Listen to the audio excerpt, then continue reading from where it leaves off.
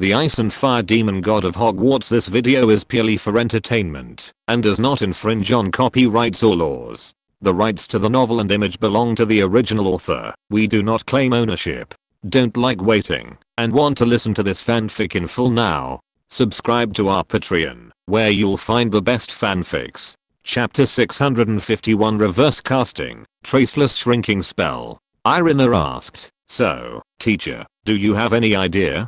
Newt chuckled and said, "I do have some ideas, but I brought you here not to teach you, but to let you participate in the research of this topic and brainstorm. Before I tell you my ideas, I want to hear your ideas first." Hearing this, Irina frowned and lowered her head to think. Anchoring a spatial coordinate and allowing this spatial coordinate to change with the movement of the carrier means that the spatial coordinate anchored by this anchor point is itself movable. Only movable things can maintain their original movable state after being anchored by some kind of force. However, the power of space is an illusory power, an invisible and immaterial power. Even the equally invisible and immaterial magic power can be transformed into a tangible and immaterial force when it is transformed into a spell. When the Demon King level wizard compresses it to a certain degree, the magic power can even be transformed into a tangible and material existence. And what about the power of space?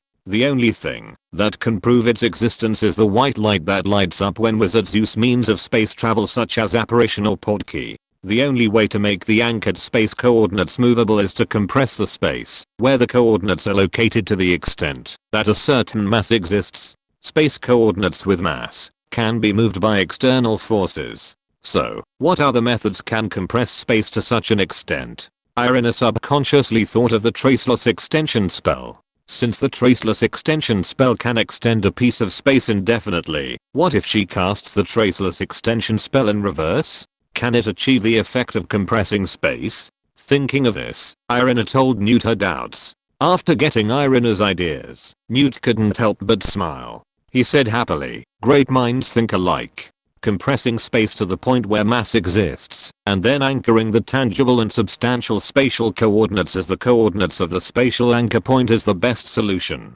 As for using the traceless extension spell in reverse, it is indeed a feasible method. All magic has a corresponding solution, or a reverse casting of the spell. For example, the reverse casting of the expansion spell is the shrinking spell, and the traceless extension spell also has its reverse casting method. Newt said so. After getting the affirmation of her teacher, Irina was also very happy. She said happily, "That's great. As long as we study the reverse casting of the traceless extension spell, or the spell of the traceless contraction spell, we can get the tangible and substantial spatial coordinates." Newt smiled and said, "In fact, I have already figured out the reverse casting of the traceless extension spell, or the spell of the traceless contraction spell through my experience." As he said that, Newt taught Irina the spell of the traceless contraction spell and some casting techniques of the traceless contraction spell. The traceless shrinking spell is not more difficult than the traceless stretching spell.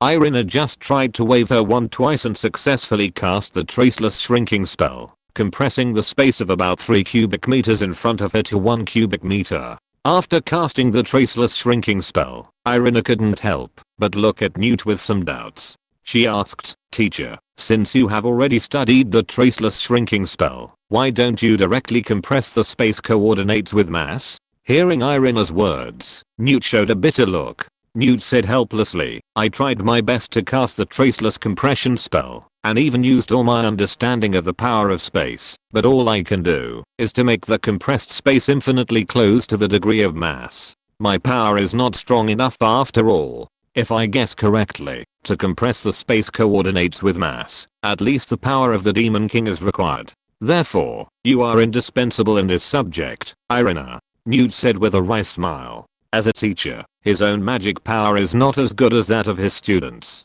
Even his own research project has to rely on the power of his students, which makes Newt feel a little ashamed. Irina felt that her teacher seemed to be a little depressed. She smiled like a little angel and said, "Teacher, your importance in this project is much greater than mine. If you hadn't proposed this project, provided theoretical knowledge in the spell of the traceless shrinking spell, even if I had powerful magic, I would have nowhere to use it.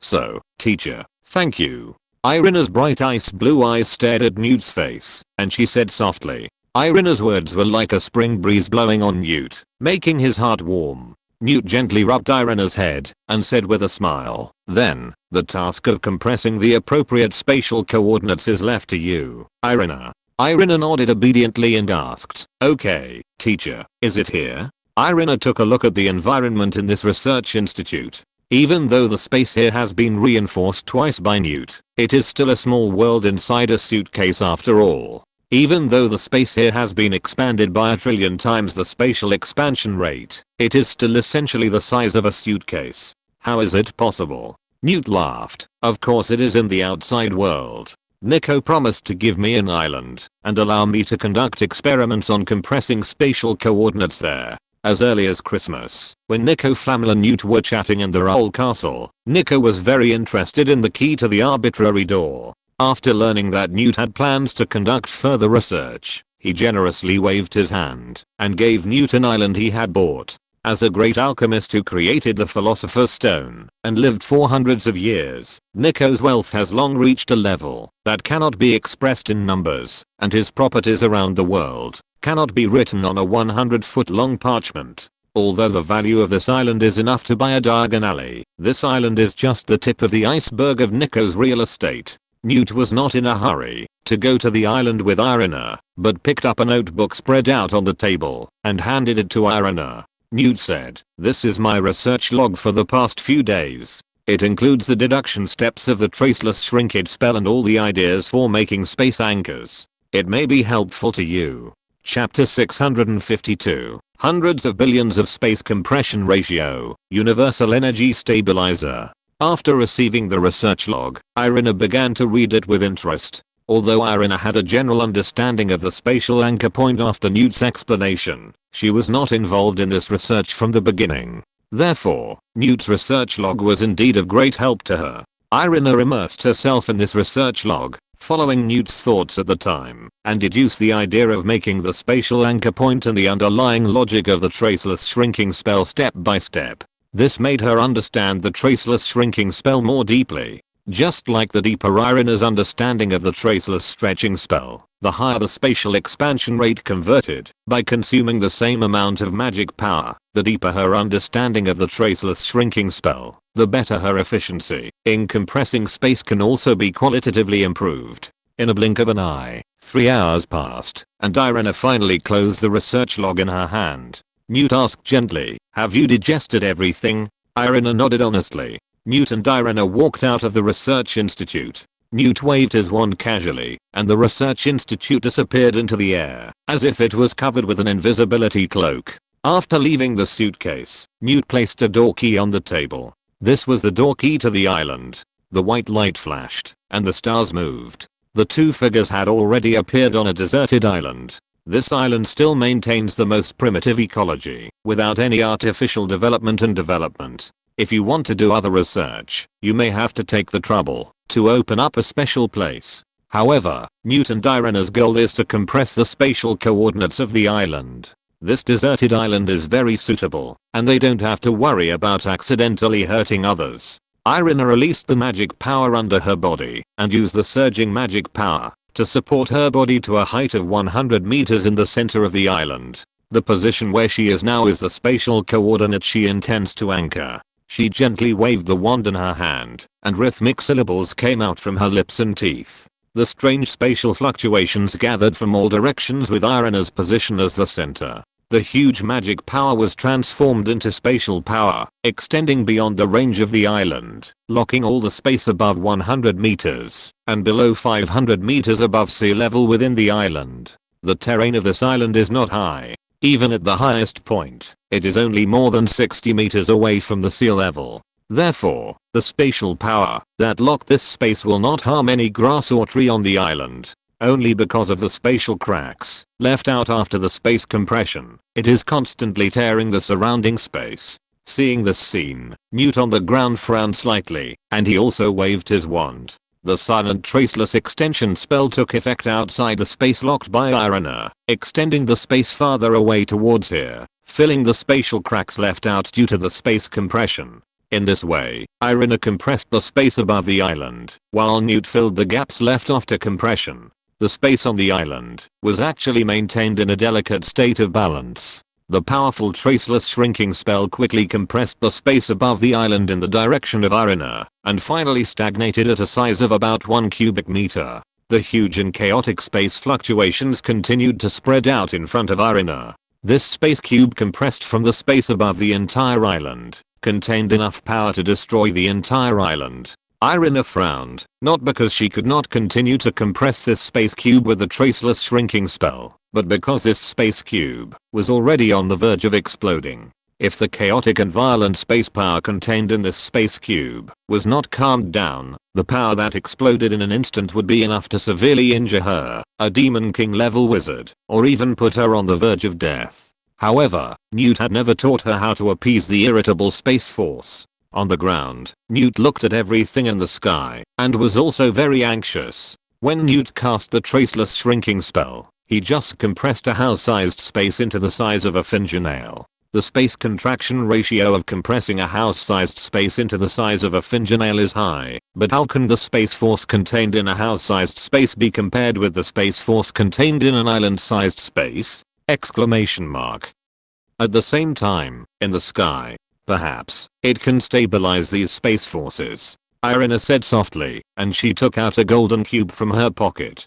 This is an all-chemical creation made by Lin En. Lin En named it Universal Energy Stabilizer. After this golden cube is activated, the power released by its all-chemical array can stabilize all the energy on the verge of explosion to a certain extent. Whether it is magic, space power, ice power, or the power of stars from outer space, they all belong to the category of energy. In Lin En's impression, space is undoubtedly dangerous. Whether it is the split phenomenon during the apparition or the collapse of space after overexpansion, it is extremely dangerous. However, his girlfriend Irina has gone a long way in studying the power of space, which made him prepare in advance and refine this all-chemical creation that can stabilize energy, including the power of space. Lin En refined this universal energy stabilizer. Perhaps the original intention was to allow Irina to stabilize the expanded space in time when casting the traceless extension spell with a high space expansion rate, just like the all-chemical arrays in the world inside the suitcase. Unexpectedly, this universal energy stabilizer was used on this space cube with a space compression rate of tens of billions. Irina's delicate hand gently touched the golden cube, and with the injection of magic power, the golden cube suddenly exploded and turned into endless golden silk threads, winding towards the space cube. An endless stream of golden threads wrapped around the surface of the space cube, blending into the space cube, and transformed into complex all-chemical arrays, hidden in the void, but in effect all the time. Under the effect of these all-chemical arrays, the originally chaotic and violent space force suddenly stabilized, becoming gentle and peaceful. Seeing this scene, Irina finally breathed a sigh of relief. She waved the magic wand in her hand again, chanting the spell of the traceless contraction spell, converting more magic power into space power, blessing this space cube, compressing the volume of this space cube. She had a hunch that it might not be long before this space cube would condense a special mass belonging to this space coordinate. Chapter 653 Relative Stillness, Independent Coordinate System. The volume of the space cube continued to shrink under the effect of Irina's traceless contraction spell. This space contraction multiple, which has exceeded 10 billion, caused the space power contained in the space cube to fluctuate slightly even under the reinforcement of the alchemy array. Soon, this cubic meter space cube was compressed to the size of a magic cube, and this seemed to have reached the critical value of this space cube. Irina remained calm and continued to transfer the magic power of the Demon King into the traceless contraction spell, exerting a larger space force on this space cube, trying to break that critical value. Click. There seemed to be a crisp sound in Irina's ears, and the space cube in front of her seemed to have broken some shackles, and suddenly underwent an extreme change. And the space cube, that Irina could only perceive with her own magic perception, actually slowly emerged in shape, and was seen by Irina's naked eyes. This is a pure white cube, which looks light, and seems to have no weight. But Irina, who was constantly using her own magic to sense and wrap the pure white cube, was very clear that this space cube that broke the critical value already had its own mass. Until this moment, Irina stopped casting the traceless shrinking spell, and she looked at the pure white cube with a slightly troubled look. After all, this pure white cube is an aggregate of space, not a real object. If it cannot be provided with a suitable carrier, then this pure white cube will lose its supporting power in a short time and expand again. Just like the moon that was shrunk by the shrinking gun in Despicable Me. If it cannot be continuously infused with the power of the traceless shrinking spell, then this pure white cube will expand and squeeze the surrounding space and even cause greater destructive power.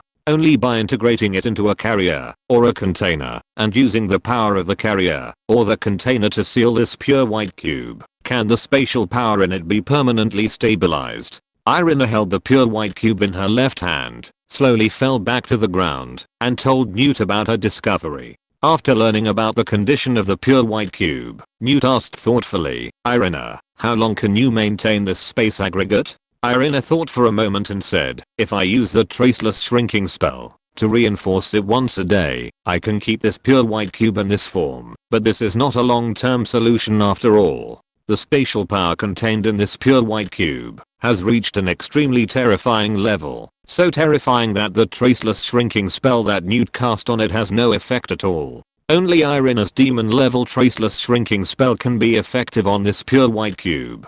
Hearing this, Newt breathed a sigh of relief. He smiled and said, "That's great. It's not difficult to refine the carrier of the space anchor point, but it requires an alchemist with extremely high alchemy attainments to take action." Irina understood what Newt meant, and she said, "Are you saying that you want Lin En to help refine the carrier or container of the space anchor point? Isn't this Lin En, an alchemist with extremely high alchemy attainments?" Exclamation mark. Even though Lin En did not advance to the level of Demon King through his alchemy attainments, he used the enlightenment bonus brought by the Demon King level to comprehend his own alchemy after he was promoted to the level of Demon King. This made his alchemy attainments reach the level of Quasi-Demon King, even if they did not reach the Demon King level. There are probably less than a handful of alchemists in the entire magic world who can surpass Lin En in alchemy attainments. Newt said, "If Lin En is willing to join the research on this topic, that would be great.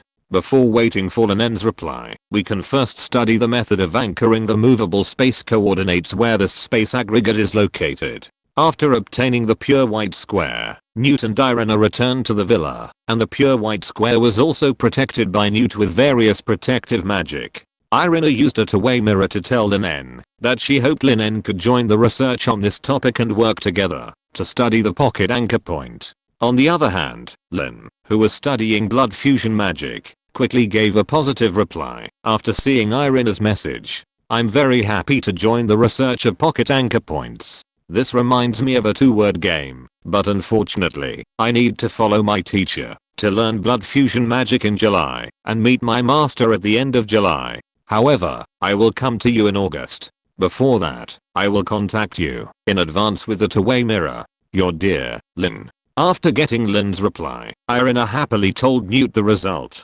Newt also smiled and said, "Since Lin will join our research in a month, before that, let's complete the steps of anchoring space and building connections between multiple anchored spaces." As he said, Newt shared his ideas with Irina. Anchoring space is not a difficult thing. Whether it is the spatial coordinates of the fireplace connected to the flue network, or the spatial coordinates of the landing point of the apparition in the door key, they are all anchored spaces. The operating principles of flue network travel, apparition, and port key are all based on the use of space power to shuttle to the anchored space coordinates. However, the coordinates of this pure white block are completely different from the above space coordinates and can even be said to exist in another system. The space coordinates anchored by flue network, apparition, and port key are all based on the Earth as the origin and in the same coordinate system. But the coordinates of this pure white block are different. Under the compression of the traceless contraction spell with a space contraction factor of 10 billion, this space aggregate that already has mass has become a coordinate system independent of the world. The space coordinates of this pure white block are located in this independent coordinate system, which takes this pure white block as the origin. Therefore, no matter how this pure white block moves, or where it is taken, this space coordinate isn't changed. After all, after this space coordinate takes the pure white block as the origin, any movement that occurs with the Earth as the reference becomes relatively static, which is why this space coordinate can be anchored. If you're listening to this novel on a channel other than Fanfic World, it means they downloaded and uploaded it without effort. We cordially invite you to visit our channel, Mundo Fanfic Novelos. There you'll find the original version of this story and you can explore many other novels of various genres. We're waiting for you to immerse yourself in a world of incredible novels. Chapter 654. If you are at a loss, then think about the problem from a different angle. Therefore, the difficulty they encountered in anchoring the spatial coordinates of the pure white cube was how to connect the spatial coordinates in two different coordinate systems. After all, after the pocket anchor point was made, the wizard had to teleport to the location of the pocket anchor point, not inside the pocket anchor point. If they only focused on anchoring the spatial coordinates of the pure white cube without connecting it to the outside world, then after the pocket anchor point was activated, the wizard would be teleported to the inside of the infinitely compressed spatial aggregate of the pure white cube. The powerful spatial force would completely crush the wizard's body. So, the dilemma we are facing now is how to connect the coordinates in this anchored spatial aggregate with the outside world, so that the wizard can teleport directly outside this spatial aggregate when teleporting. Newt said. Following Newt's train of thought, Irina thought, "Teacher, according to your idea, we may need to study a new space spell to connect two different spaces and their coordinate systems." Yes, Newt scratched his messy hair in annoyance and said, "But unlike the traceless shrinking spell, this new space spell has no reference object, nor is it the reverse casting of other space spells." Irina continued Newt's words and said, "This means that we need to deduce the principles, spells and casting techniques of this space magic from scratch, and invent a spell that does not exist." Newt sighed, nodded, and said, "Yes, but inventing a spell cannot be completed in a day or two. Next, I will study this new spell with you until it is studied out." Lin En arrives. Inventing a spell that did not exist originally, and a space spell with special properties. This is almost a distant thing. But there is no better way at the moment, so Irina had to agree. In the next half month, Newt and Irina came to the Research Institute of the Small World in the Box every morning to deduce this space magic together. In the magic world, each syllable has a special magic effect, and different syllables are combined to form the existing spells in the magic world. Therefore, the direction of Newt and Irina's deduction is to try those syllables containing magic one by one, until the syllable containing the power of space is found. However, there are so many syllables containing magic, and the arrangement of these syllables exceeds hundreds of millions. After half a month of research, Newt and Irina are still at a loss in finding the syllable containing the power of space. They have tried tens of thousands of different arrangements and combinations of syllables, but none of them can bring the results they expect. Just when Irina was a little discouraged, Newt said casually, "It seems that those guys who study magic in the Ministry of Magic have not been successful for so many years, and there is a reason for that. Keep working hard, Irina. Maybe if you think about the problem from a different angle, the problem will be solved. Come on, this is the 4310th syllable combination. Keep trying." Newt handed Irina a roll of parchment filled with various syllable combinations. However, after hearing Newt's soul-stirring words, Irina really listened to it, and she was stunned. It seemed that a flash of inspiration flashed through Irina's head, and she seemed to have thought of something, and her ice blue eyes suddenly lit up. She said to Newt in a slightly anxious tone, "Teacher, do you think there is a possibility that our initial research direction was wrong? Perhaps we don't need to invent a completely new space spell at all, and we can achieve our goal by relying on the existing means of mastering the power of space?" Hearing this, Newt frowned slightly. He looked at Irina with an inquiring look, waiting for her next words. Irina took a deep breath and said what she thought. "Perhaps we just need to do a simple conversion. Use the power of alchemy to convert the spatial coordinates in the coordinate system of the pure white cube into the spatial coordinates of the pure white cube in the coordinate system of the Earth in real time. Then, set the landing point of the space transmission to 1 meter outside the converted spatial coordinates. In this way, when the wizard activates the pocket anchor point for space transmission, the landing point of his transmission will be converted from the pure white cube to the outside of the pure white cube and move 1 meter horizontally to keep a distance from the holder of the other pocket anchor point to avoid collision or compression between the two during space transmission. Irina said all her thoughts in one breath and then gasped. Newt listened patiently. At first, his brows were still frowned, but as Irina spoke, his brows relaxed, and the color of surprise and surprise jumped on his face. He never thought that connecting the spatial coordinates in the pure white cube with the spatial coordinates of the outside world could be as easy as Irina said. Newt's previous thinking was wrong. If they continued to deduce space magic according to Newt's thinking, perhaps one day in the future, they could really invent this new space magic, but when would that be? Exclamation mark. Newt said ecstatically, "You are so great, Irina. Even I didn't expect that there is such a strange solution to connect the space coordinates in two different coordinate systems." Irina was also very happy that her ideas were recognized. She said with a smile, "Thanks to the teacher, let me think about the problem from a different angle. If Lin En came here and our topic was still at a loss, I don't know how to explain it to Lin En." Irina took out the two-way mirror and told Lin En about her need for an all-chemical creation that can convert space coordinates in different coordinate systems and the idea she proposed. On the other side of the two-way mirror, after learning about Irina's needs, Lin En thought for a while and then used the key of the arbitrary door to send a parchment with the pattern of the all-chemical array over. According to Lin En, if you just want to do some simple coordinate conversion, you can just enchant the pocket anchor with an all-chemical array. There is no need to specially refine the corresponding all-chemical creations. It is a complete waste of resources. It is like someone who has a computer at home. If you want to do a calculation problem within 5 digits, you only need to download a small calculator program on the computer. There is no need to go to the stationery store to buy a separate calculator.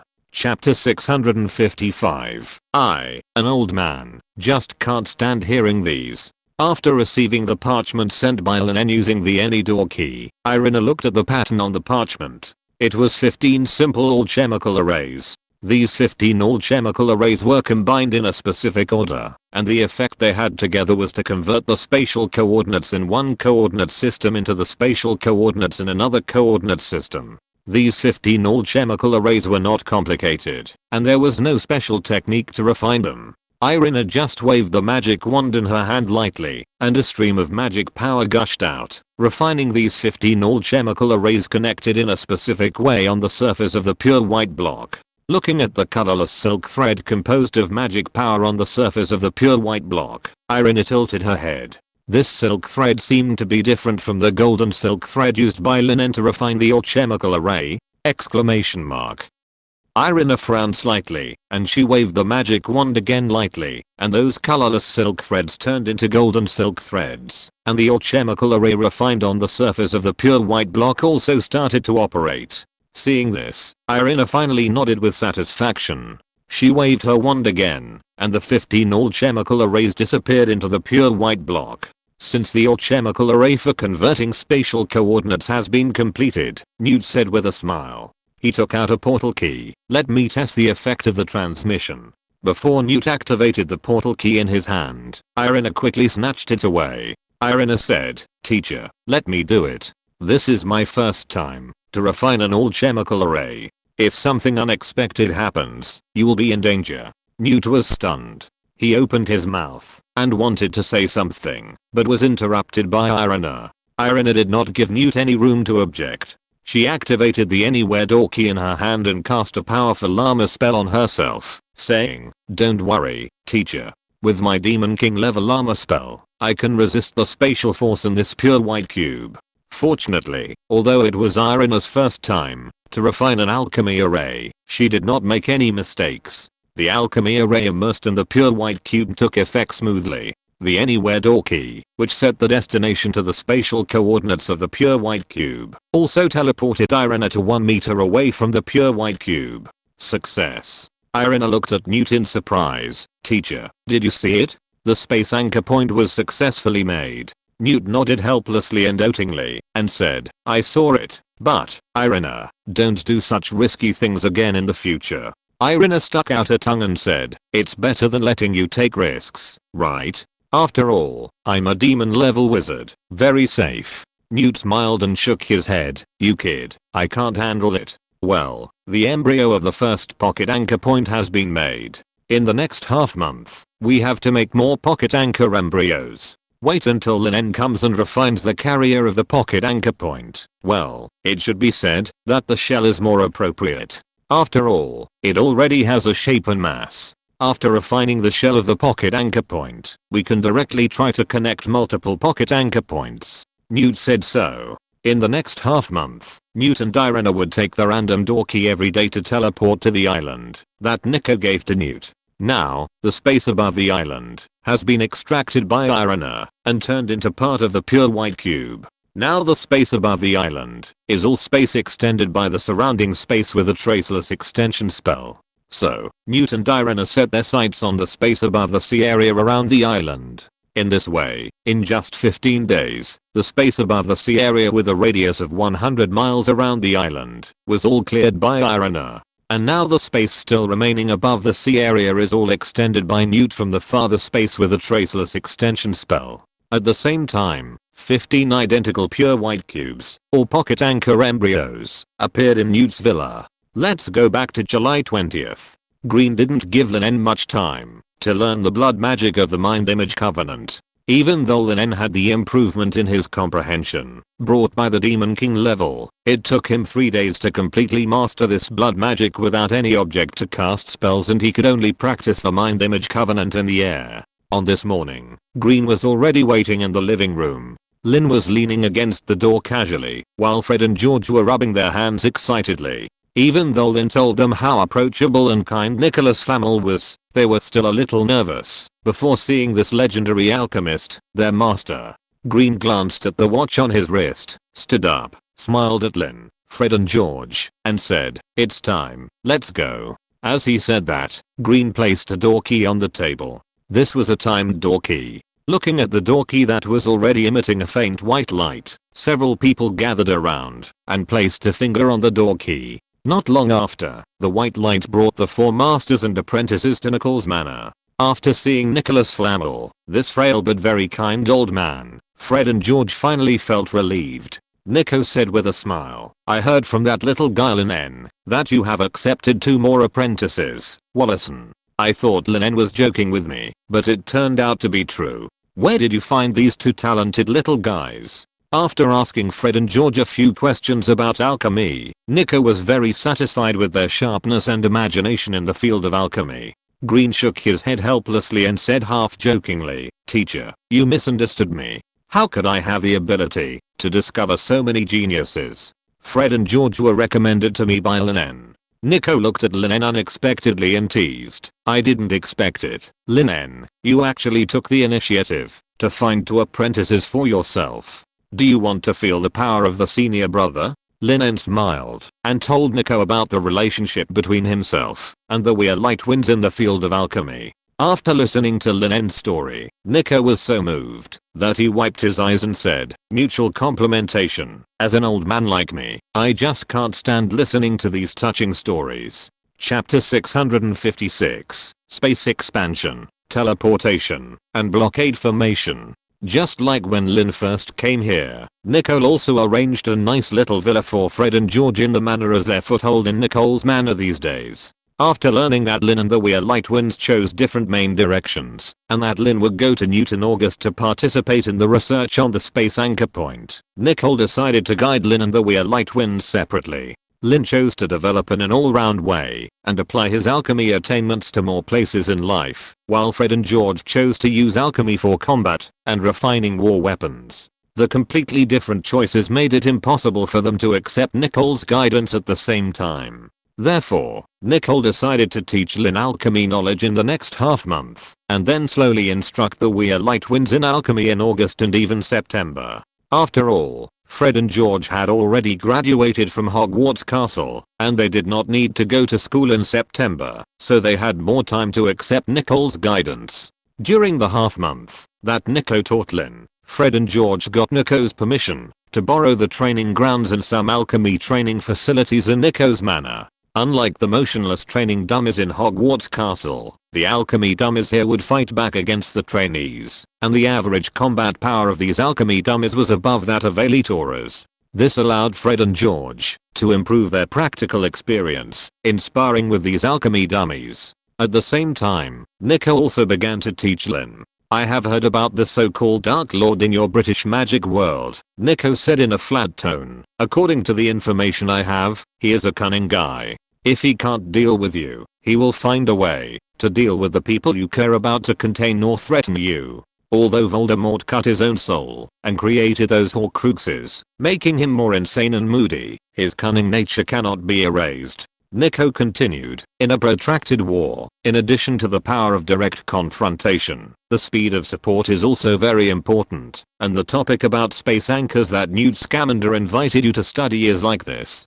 Therefore, this year I plan to teach you the alchemy arrays related to space, including the space expansion array, space transmission array, and space blockade array that I and Wallison used when building the training space." Nico said so. After hearing the word array from Nico's mouth, Lin En was immediately refreshed. The alchemy arrays that Lin En has mastered so far are only the time cycle array, the time still array, and the blood fusion array that he barely mastered half a month ago. These alchemy arrays are extremely domineering. And now, how powerful will these 3 alchemy arrays containing the power of space be? Exclamation mark.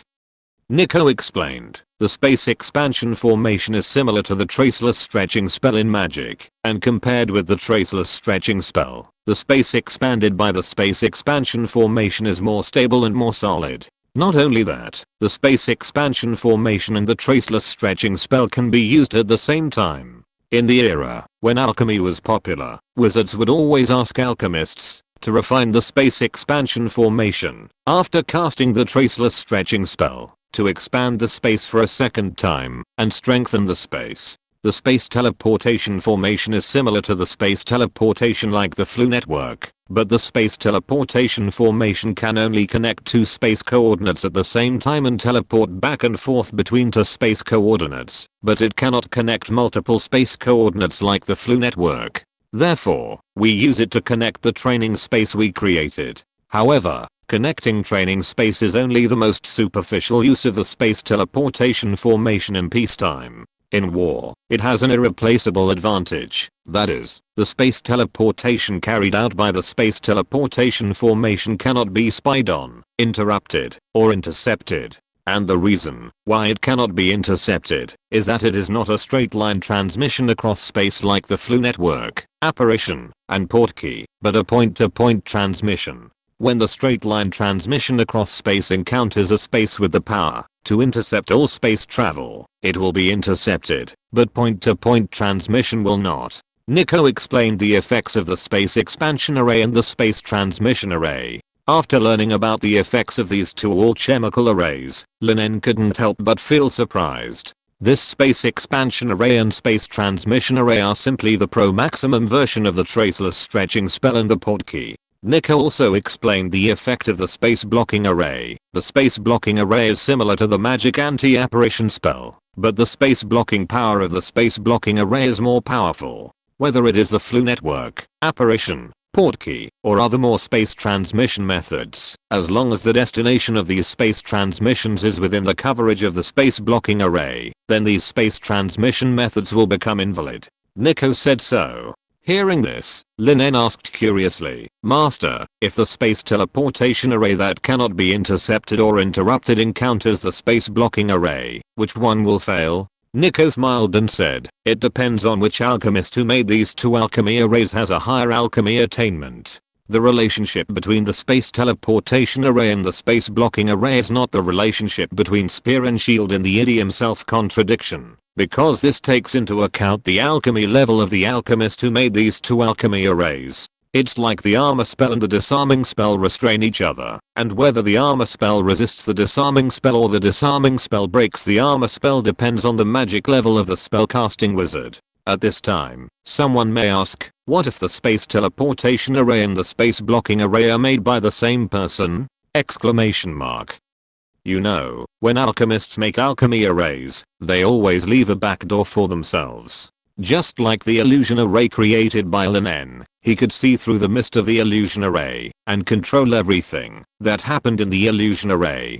Similarly, the space blocking array created by Lin En would not be effective on the space transmission array he created.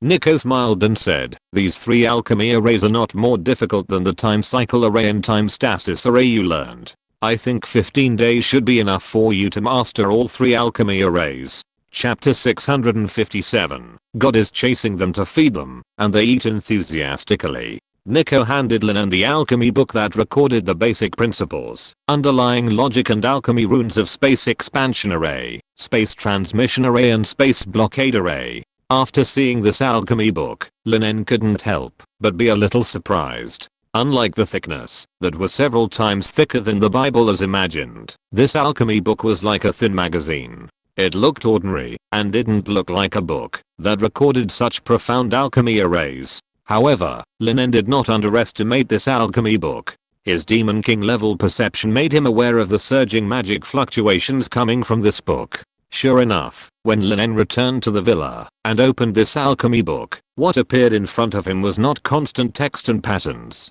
Every page of this alchemy book was like a tablet, recording a lot of alchemy knowledge. As long as Lin En wrote the information he wanted to check on this alchemy book, the corresponding knowledge would emerge. This alchemy book is like Tom Riddle's diary, answering every question. The only difference between this alchemy book and Tom Riddle's diary is that it does not have such a strong evil aura, and there is no soul with thinking ability in the book. Without the trouble of flipping through the book, Lin En quickly absorbed the knowledge in this alchemy book. The alchemy runes and alchemy arrays used to refine the space expansion array, space transmission array and space blockade array were all imprinted in the depths of Lin En's mind, and the combination method between these alchemy arrays was also remembered by Lin En. 10 days later, Lin En walked out of the villa with the alchemy book that had been squeezed to the last drop, and found Nico. Master, I have mastered all the theoretical knowledge of the space expansion array, space transmission array and space blockade array. I want to apply for the right to use a training ground. Lin En returned the alchemy book to Nico, and then said respectfully. Nico naturally would not refuse Lin's request. He took Lin to the square training ground. At this time, Fred and George were back to back, held up in the air by an all-chemical array. Several all-chemical arrays surrounded them, continuously shooting golden beams at dozens of all-chemical dummies in the distance. Those all-chemical dummies did not stand still and get hit. The rollers under them moved them quickly, dodging the attacks of those golden beams. When they encountered golden beams that they could not avoid, these all-chemical dummies would even light up white on their bodies, and then they appeared several meters away. These all-chemical dummies could even simulate the apparition. Looking at Fred and George who were fighting against dozens of all-chemical dummies at the same time without losing the upper hand, Nico nodded with satisfaction. These all-chemical dummies all had the combat power of elite auras. Fred and George fighting against these all-chemical dummies at the same time was tantamount to fighting against dozens of elite auras at the same time.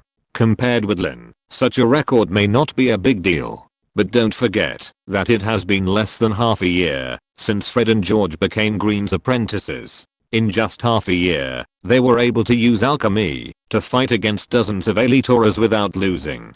Even Lin was impressed by the alchemy talent of the Weir Light Winds. It was like God was chasing them to feed them, and they were actively working.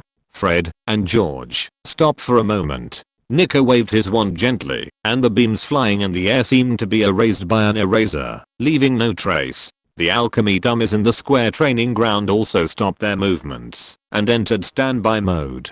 Fred and George removed the alchemy array around them and walked in front of Nico and Lin. They looked at Nico in confusion. Nico smiled and said, I watched your fight. It was very good. Fred and George were already very happy to receive Nico's praise, even if it was just the simplest encouragement. Nico looked at Lin En beside him and said, let me see the results of your study. Lin En, use the space expansion array to expand this square training ground to twice its original size, and the expanded part is where you will train. Lin En nodded slightly and pulled out his magic wand. He waved the magic wand in his hand, and endless golden threads gushed out from the top of his magic wand. The golden threads all contained extremely huge magic power. These golden threads were like trees with roots, deeply piercing into the ground of the square training ground, and quickly intertwined into alchemical arrays underground. However, in an instant, thousands of alchemical arrays were refined underground, and in another breath, thousands of golden alchemical arrays were suspended above the square training ground. The alchemical arrays suspended in the air echoed with the alchemical arrays buried underground. Strands of golden threads were cast from the air, connecting these alchemical arrays together in a specific way. Swish. About a minute later, the space expansion array covering the entire square training ground was completely formed, and the huge fluctuation of space force instantly spread out. Under the astonished eyes of Fred and George, the square training ground stretched to both sides at a speed visible to the naked eye. Soon, the area of the square training ground reached twice its original size. However, under the premise that the square training ground was expanded by 2 times, Fred and George did not feel any unusual space fluctuations. It was as if the square training ground was supposed to be like this, and had not undergone any transformation. Is this the space expansion array? It's so cool. Fred's eyes were twinkling. George also nodded and agreed. Yes, this expanded spaces, as if it should be like this, without any trace of transformation, much better than the traceless extension spell. This can be regarded as traceless. Fred and George could not detect any traces of the space of the square training ground being expanded, but it did not mean that Nicholas Flamel was not good enough. Nico walked forward slowly, raised his wand, and lightly tapped the air. A visible ripple spread from the tip of the wand. This space expansion formation still has some flaws. It's not perfect. Nico shook his head slightly. He said, refine it again. I will tell you your shortcomings. Nico waved his wand, and the space expansion formation was like being gently erased by an eraser. It disappeared from the world in an instant, as if it had never existed. Chapter 658. You came at the right time. After Nico erased the space expansion array that Lin En had refined, the expanded square training ground also returned to its original appearance. After learning from Nico the shortcomings of the space expansion array that he had just refined, Lin En waved his wand again and refined a new space expansion array. This time, the space expansion array was much more perfect than the previous one, and the shortcomings that Nico raised were also improved in this space expansion array. However, Nico seemed to be still dissatisfied with this space expansion array. He waved his wand again, erased this space expansion array, and put forward new opinions. Even though Nico's opinions were some almost undetectable flaws in this space expansion array, even if no modifications were made, it would not affect the operation of this alchemy array. But Lin En still obeyed Nico's request, and started over again and again, refining space expansion arrays one after another. After Lin En refined the 43rd space expansion formation, Nico finally nodded with satisfaction, looked at the perfect space expansion formation under him, and said, very good, these expanded training grounds will belong to you. In the next 5 days, I hope you can practice the space transmission formation and space blockade formation to this level. In these 5 days, you can ask me any questions at any time, and after 5 days, I will test your practice results. Nico said so. Hearing Nico's words, Lin En couldn't help but reveal a bitter smile. Although the space expansion formation, space transmission formation and space blockade formation are all alchemical formations, the difficulty of refining these 3 alchemical formations is very different. If the space expansion formation is equivalent to the floating spell, then the space transmission formation is equivalent to the Avada Kedavra curse, and the space blockade formation is equivalent to the difficulty of learning the Patronus spell after the soul is polluted by black magic. With Nico's strict requirements for alchemy arrays, Lin En even refined the simplest space expansion array 43 times, before he refined an absolutely perfect space expansion array without any flaws. Then, how long would he have to practice the more difficult space teleportation array and space blockade array? Exclamation mark. Thinking of this, Lin En no longer wasted time on meaningless thinking, but walked into the training ground he had expanded, waved his magic wand, and refined the space teleportation array. The characteristic of the space teleportation array is point-to-point transmission, and because its transmission principle is to use coordinates to perform point-to-point transmission, rather than linear space shuttle, Therefore, no matter how far the distance between the starting point and the end point of the space teleportation array is, the magic power required for space teleportation is the same. So, Lin En directly set the starting point and the end point of the space teleportation array in this square training ground, with a distance of only a few meters between the two. Lin En spent a whole day and a half in the square training ground, refining the space teleportation array over and over again. When he was confused, he would ask Nico without hesitation. In the evening of the second day, under Nico's witness, Lin En finally refined a perfect and flawless space teleportation array. Lin En slowly walked to one end of the space teleportation array and injected magic power into the golden and silver intertwined lines under his feet. With the white light on, Lin En's figure appeared at the other end of the space teleportation array in an instant. Looking at this scene, Nico nodded slightly and said, "Below the Demon King level, your space teleportation array has reached the extreme. Only the existence of a wizard who has advanced to the Demon King level with alchemy attainments can refine a space blockade array to intercept its transmission." After receiving Nico's evaluation, Lin En finally breathed a sigh of relief, and a bit of joy appeared on his face. In the entire magic world, the only person who has advanced to the level of Demon King with his alchemy attainments is Nico Flamel, who is his master in front of him, and the only one left is the defeated Goblin Arnold. Nico, as his master, will naturally not become his enemy, nor will he break his space teleportation formation. The Goblin Arnold is rejected by the alchemists among the wizards. It is impossible for him to learn the space blockade formation from the wizards, let alone to refine the space blockade formation to intercept Lin En's space teleportation formation. This also means that the space teleportation formation refined by Lin En now has no solution. In the remaining 3 days, Lin En devoted himself to the practice of the space blockade formation. The difficulty of the space blockade formation is much higher than the previous two combined. Lin En spent 3 days, but still failed to refine a perfect space blockade formation without any flaws. Fortunately, the power of the space blockade formation is very overbearing. Even if the space blockade formation refined by Lin En is not perfect, it is still no problem to intercept the space transmission of the Flu network and the door key, as well as the apparition performed by the Demon King level wizard. Only the space transmission formation refined by the alchemist who has advanced to the Demon King level with alchemy attainments can break through his space blockade formation. It is also because of this that Nico is not so strict with Lin En and the space blockade formation. After checking the results of Lin En's practice in the past 3 days, and confirming that Lin En has made extraordinary progress in the past 3 days, he let Lin En pass. After Nico checked Lin En's practice results, Lin En said goodbye to Nico and Green, and took the cross-border arbitrary door key to Newt's villa. "Lin, you are here.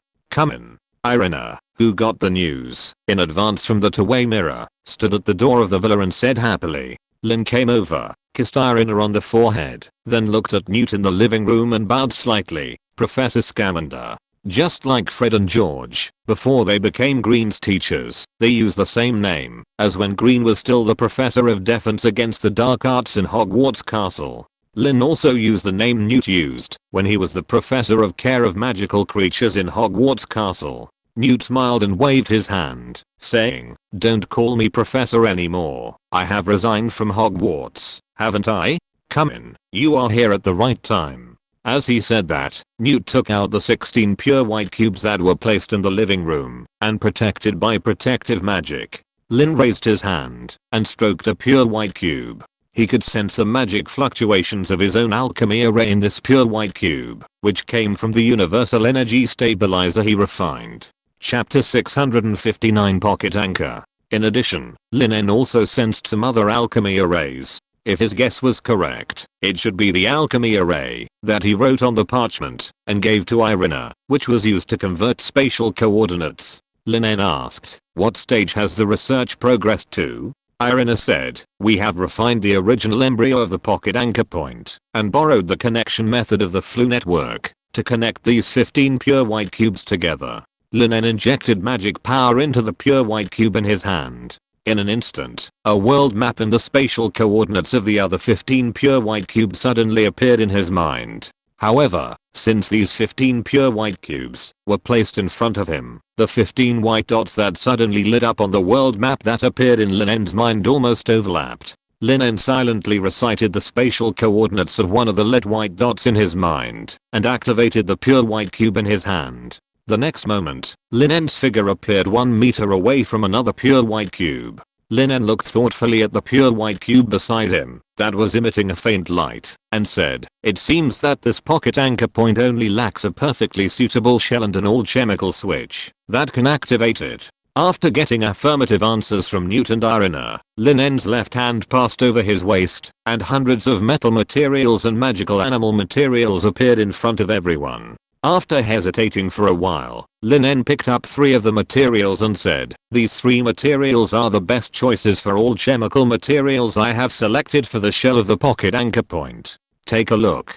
Newt and Irina looked at the materials in Lin En's hand. These 3 materials were fairy mithril, bull escape bird feathers, and powder ground from unicorn horns. Among these 3 materials, fairy mithril has extremely high toughness and can withstand huge energy impacts without breaking or rupturing, and it does not resist the power of space. Bull escape birds are born with the ability to apparition within a short distance, and the feathers of bull escape birds can also improve the spatial affinity of all chemical products in magic alchemy. As for the powder, made from the unicorn's horn, it has the properties of light and exorcism, and is highly resistant to black magic. When used with protective magic, it can also have unexpected effects. Newt and Irina had no objection to the all-chemical materials chosen by Lin En. Lin En put away the other materials, leaving only the fairy mithril, the feathers of the bull escape bird, and the powder made from the unicorn's horn. Lin En raised his left hand slightly, and a blazing flame ignited in front of him. The devil level fire control ability allowed the flame in front of him to accurately maintain the temperature he wanted.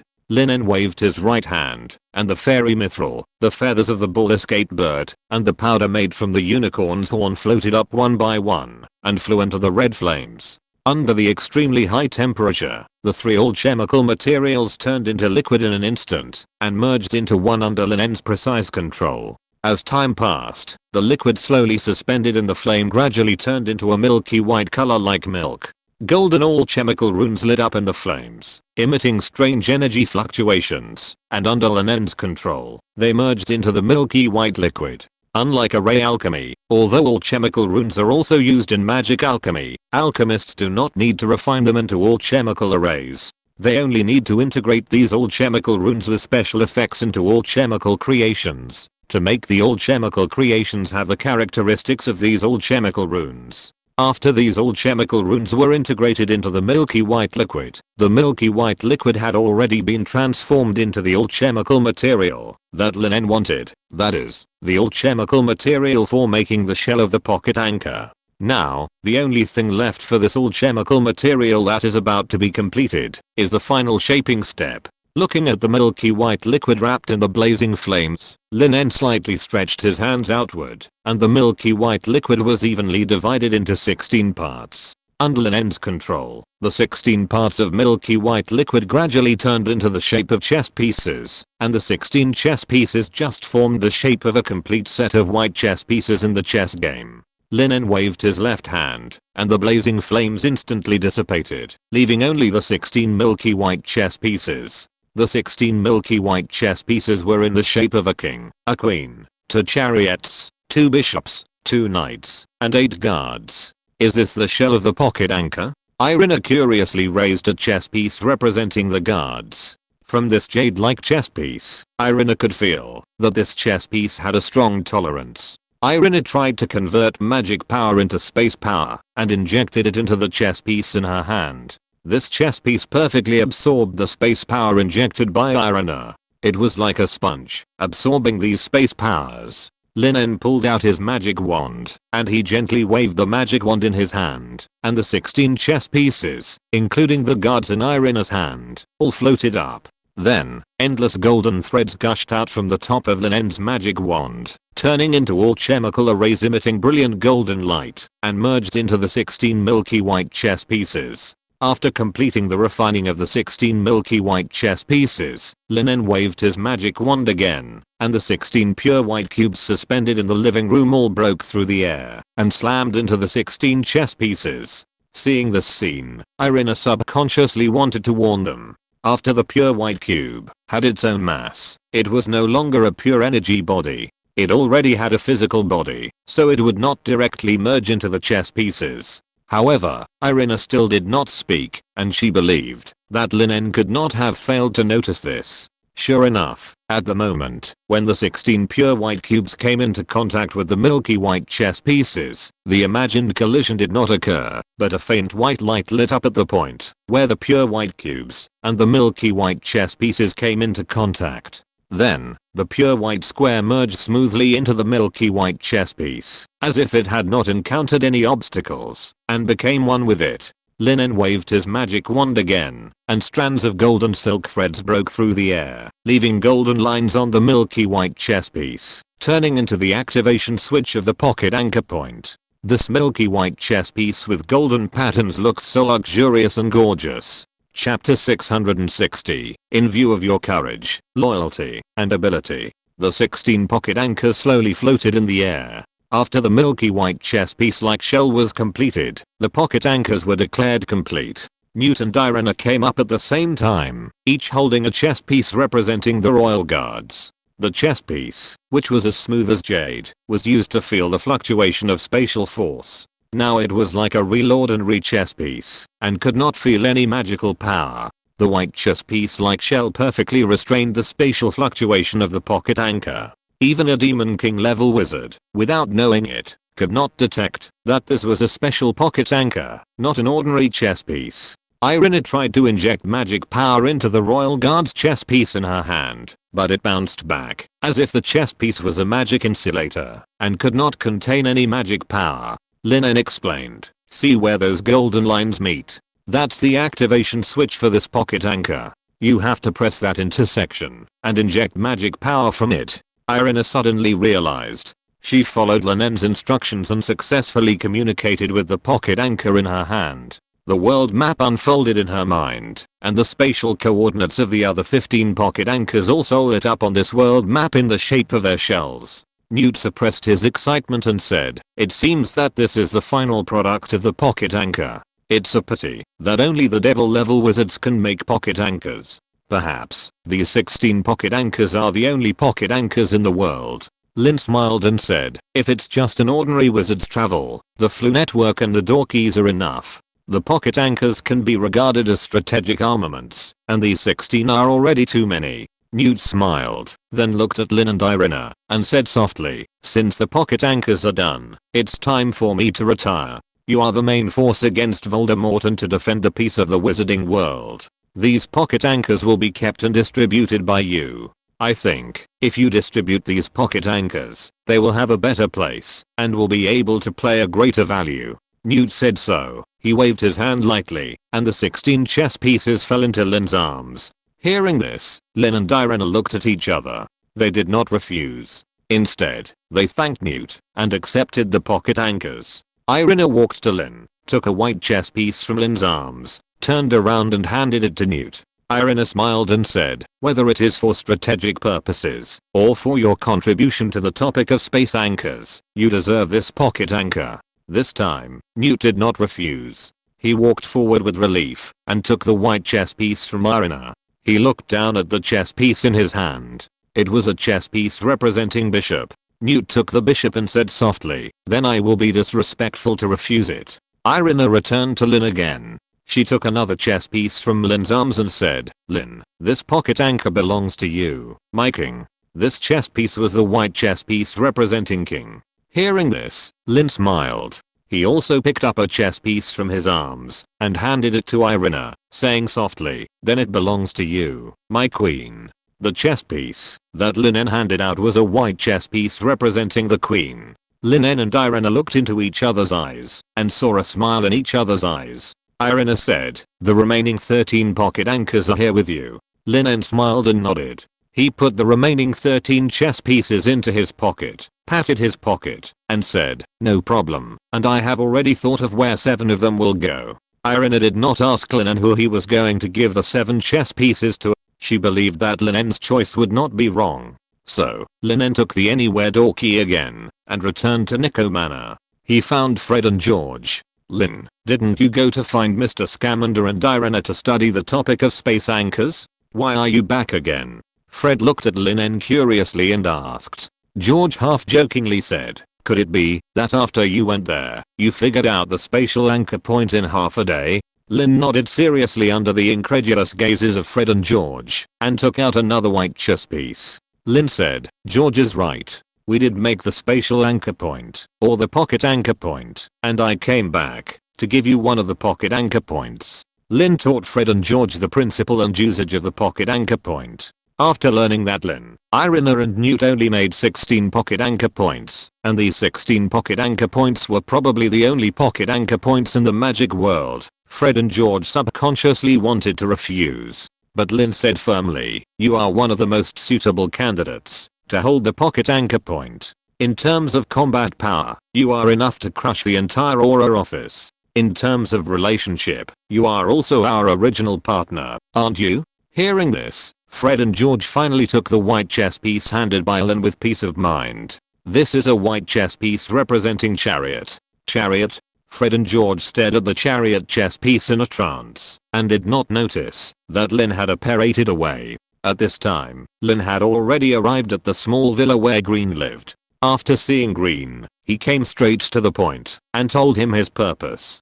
Green naturally would not refuse Lin's kindness. He smiled and said, pocket anchor point. Then I will accept it. If your partners are in trouble one day, you can also let them activate the pocket anchor point and teleport to me. I can still protect them for a while. As he said, Green took the white chess piece handed by Lin. This is another bishop chess piece. After handing the bishop chess piece to Green, Lin took the cross-border arbitrary door key and left. This time, his destination was the British Ministry of Magic. Lin came to the minister's office with ease, and found old Barty. Lin, why are you here? Old Barty looked at Lin strangely. Usually, Lin contacted him through the two-way mirror. This was the first time that Lin came directly to the Ministry of Magic to find him. Lin En put his left hand on his waist, and an exquisite white chess piece floated in his palm. Lin En said softly, in view of your courage, loyalty, and ability, old Barty, this chess piece belongs to you. If you're listening to this novel on a channel other than Fanfic World, it means they downloaded and uploaded it without effort. We cordially invite you to visit our channel, Mundo Fanfic Novelos. There you'll find the original version of this story and you can explore many other novels of various genres. We're waiting for you to immerse yourself in a world of incredible novels. Chapter 661, Blood Without the Smell of Blood, a big improvement for Harry. After handing the white chess piece to old Barty, Lin told him the principle and usage of the pocket anchor. After learning about the preciousness of the pocket anchor, old Barty stared at the white chess piece in his hand. He was about to say something to Lin, but found that Lin had already left on the anywhere door key. In view of my loyalty? Old Barty said to himself, what a good evaluation. Old Barty slowly raised the chess piece in his hand, which was another chariot. Among the remaining 10 chess pieces, Lin had already decided where the 2 knights and 2 guards would go. However, Lin could only hand them over to their owners after the Hogwarts School of Witchcraft and Wizardry opened. Meanwhile, Badley Barberton Village. 2 figures, one large and one small, stood outside a neat little stone house in the garden. These 2 people are Dumbledore and Harry, and their purpose of coming here is to invite Horace Slughorn, who lives here, to return to Hogwarts Castle, to serve as the Professor of Potions for the new school year. As for the original potions Professor Severus Snape, he was appointed as the Professor of Defense Against the Dark Arts for the new school year as he wished. However, this is not because Professor Snape won among the job seekers, but because, apart from Professor Snape, there is not even one wizard in the entire British wizarding world who is willing to serve as the Professor of Defense Against the Dark Arts. Even if Dumbledore begs for mercy, no one is willing to apply for a job. After all, Voldemort's curse on the position of Defense Against the Dark Arts Professor at Hogwarts School of Witchcraft and Wizardry is well known in the British wizarding world, and Voldemort, the real owner, has been resurrected, and is even quite active. No matter how valuable the professorship of Hogwarts is, and no matter how valuable Dumbledore's face is, they can't just give up their lives. So, Dumbledore had no choice but to let Professor Snape take over as the Defense Against the Dark Arts Professor. In front of the small stone house, Harry looked quite nervous, while Dumbledore was calm and composed. However, unlike Dumbledore's calm demeanor, he looked a little embarrassed. His hand holding the wand looked as if the flesh on it had been roasted by the flames, dry and charred. If this hand had not been able to move, Harry would have thought that it had been carbonized. On Dumbledore's other hand, he wore a ring he had never worn before. The ring looked very large, and the material seemed to be gold, but the workmanship was very rough, with a heavy black stone with a crack in the middle embedded in it. At this time, Dumbledore walked to the half-open door on the left side of the small stone house and whispered, "Harry, draw your wand and follow me." Dumbledore's wand lit up with a light, which was a silent luminescent charm, and the two walked into the living room of the small stone house. But surprisingly, unlike the neat appearance of the small stone house, the living room looked like a war had been fought, and the scene was in a mess. A grandfather clock was broken at their feet, the clock face was cracked, and the pendulum lay a little further away like an abandoned sword. A piano was overturned on the ground, and the keys were scattered everywhere. There was also a broken chandelier nearby, and the fragments looked sparkling under the illumination of Dumbledore's luminescent charm. The cushions were thrown everywhere in a mess, already deflated, and feathers stuck out of the cracks. Broken glass and broken porcelain pieces were scattered on the ground like powder. Dumbledore raised his wand higher, letting the warm light illuminate the wall. The wallpaper was splattered with a lot of dark red sticky stuff, like blood. Harry frowned and looked around the surrounding environment. Although this living room was set up as a terrorist attack scene, Harry, who had experienced countless illusions, quickly discovered the clues. Harry whispered, "Professor Dumbledore, there is no smell of human blood here." From the blood on the wall, Harry did not smell a bit of human blood. Instead, the blood felt more like dragon blood. Such a messy and bloody environment, but there was no trace of human blood. Harry immediately determined that this place must have been arranged by humans. As for the person who arranged this scene, whether it was an enemy or a friend, it was hard to say. But after seeing that Dumbledore's face did not change at all, and even had a smile on his face, Harry relaxed. "It seems that he is still here," Dumbledore said with a smile, and he looked behind the bulging armchair that had overturned on the ground. Before Dumbledore finished speaking, he suddenly made a move and stabbed the tip of his wand into the cushion of the bulging armchair, and the chair immediately let out a scream. "Good evening, Horace."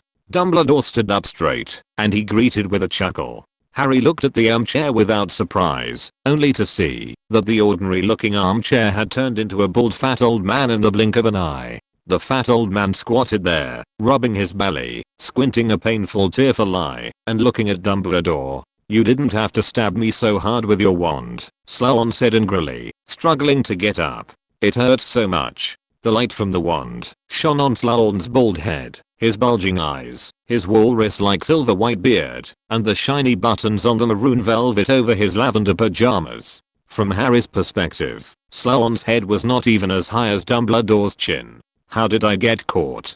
Sloan asked gruffly. Sloan staggered to his feet, still rubbing his belly. Hearing this, Dumbledore just smiled slightly and said nothing. Instead, he looked at Harry beside him with appreciation. Dumbledore didn't expect that after a year of training with the DA army, Harry's progress was much greater than he had imagined. Even Dumbledore himself relied on the non-existent dark mark to judge that Sloan was directing and acting on his own, without considering the blood on the wall that did not smell like human blood.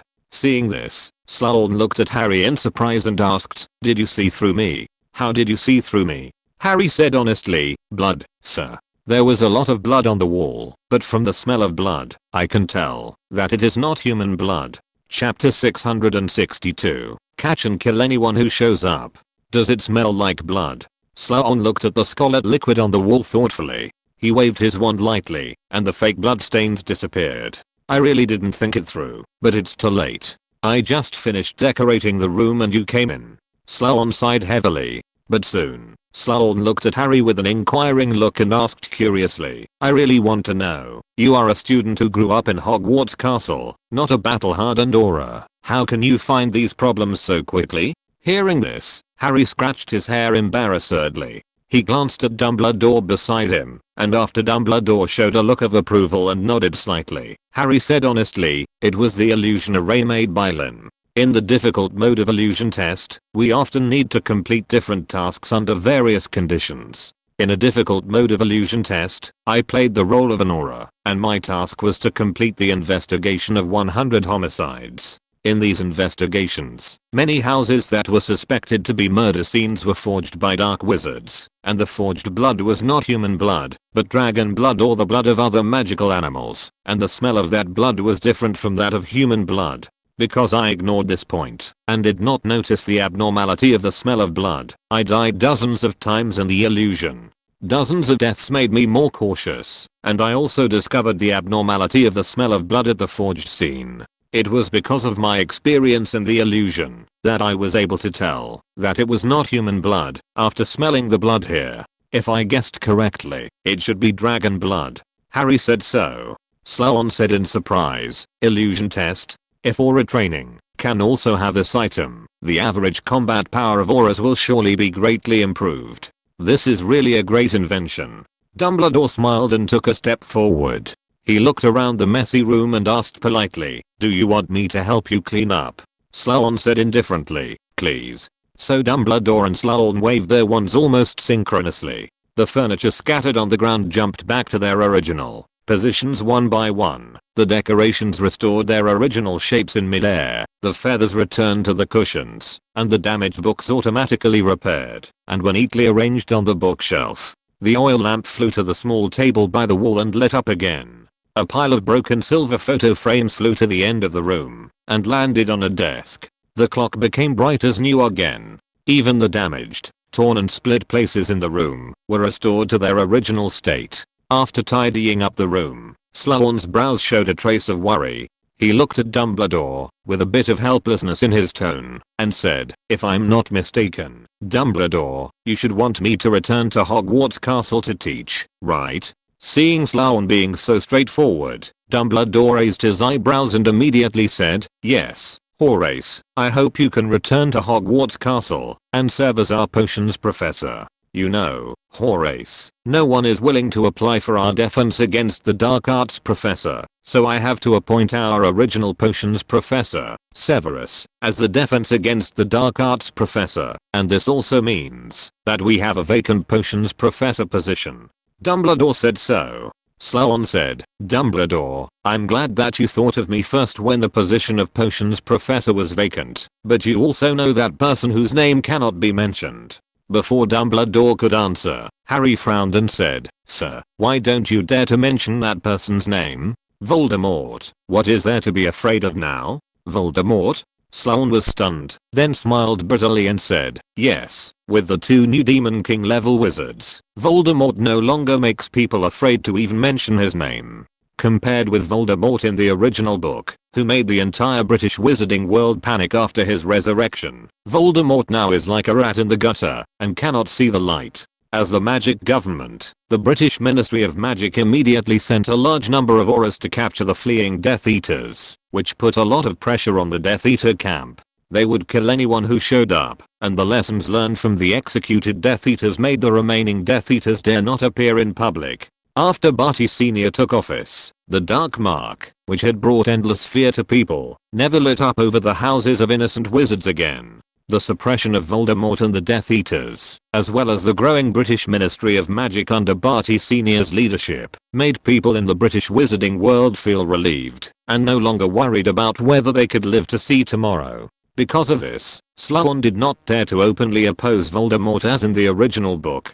He had to play the emotional card with Dumbledore and Harry, and persuade them with the safety of Hogwarts Castle, and even played hard to get. He used countless 36 strategies before he was successfully persuaded by the two. Sloan was not panicking now. He glanced at the two with his shrewd eyes and said calmly, "It is not a problem for me to return to Hogwarts Castle to teach. But I require Hogwarts to protect my safety and provide me with corresponding shelter.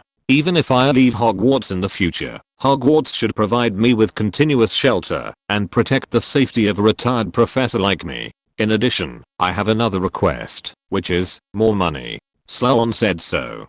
Dumbledore naturally agreed to Sloan's request. Not to mention that providing security for professors in Hogwarts Castle is an obligation of Hogwarts, Slughorn's own value alone is enough to win enough shelter. As for the extra money, that is not a problem at all. Anyway, the salary of every professor in Hogwarts Castle is provided by the school board. After Lin and Irina became Magic Lord level wizards and publicly supported Dumbledore, the headmaster of Hogwarts, the school board's control over Hogwarts was further weakened. Today's school board has turned into a ruthless ATM machine. Chapter 663, The Greengrass Family's Conflicts and Disputes. Astoria is at a lost end. As for why the board of directors did not choose to withdraw its investment when it was treated so unfairly, you know, most of the board members of Hogwarts School of Witchcraft and Wizardry come from pure-blood families, and some of the descendants of these pure-blood families have joined the Death Eaters. Those who are upright are easy to deal with. They support Dumbledore's decision and naturally will not choose to threaten the other party by withdrawing their investment. And those who have something to hide, dare not do so. After all, as members of the board of directors of Hogwarts School of Witchcraft and Wizardry and public figures in the British wizarding world, their addresses are semi-public. No one dares to guarantee that Lin En and Irina, the two new Demon King level wizards who are not bound by the rules, will not hear the truth in the morning and die in the evening and find their house to open the door and check the water meter. If those two demon level wizards broke into their homes and found out that their descendants were Death Eaters, not to mention that their reputation would be ruined, the Ministry of Magic's current attitude towards Death Eaters alone would be enough to make them extremely afraid. The execution of the descendant who joined the Death Eater camp was a small matter, but if their family was implicated and their family fell into decline, it would be a price they could not afford. In order to maintain the current peace, these board members who had a guilty conscience had to support Dumbledore's decision on the surface and willingly transformed into ATM machines for Hogwarts School of Witchcraft and Wizardry. At the same time, on the 4th floor of Folly Castle, in this training ground specially built inside the castle, two figures were constantly fighting, using sparring to improve their combat experience. Lightning flashes exploded in the air, and the thunder in the sky turned into countless long whips, breaking through the air and whipping the petite girl dozens of meters away. The girl's body shape changed, and she nimbly dodged the attack of the thunder whip that was like an octopus tentacle. As she waved her hands, several blood blades broke through the air and attacked the boy on the other side. Looking at the blood blades carrying the cursed power of the blood curse, Irving's expression did not change. He waved the magic wand in his hand lightly, and the purple thunder fell quickly, forming a barrier made of thunder in front of him. Under the high temperature of the thunder, the blood blade was annihilated in an instant, and the cursed power that erupted also dissipated in the air under the bombardment of thunder. Irving drew the magic wand from bottom to top, and dozens of thunders rose from the ground around Astoria, converged on Astoria's head, and turned into a cage made of pure thunder power. The speed at which the thunder cage was formed was so fast that, even though Astoria realized something was wrong the moment the thunder rose from the ground and dodged to the side, she still could not escape from the thunder cage before it was formed. However, although the power of thunder seemed to be extremely powerful and had extremely strong destructive power, it was not necessarily as powerful as Astoria's blood blade in terms of lethality.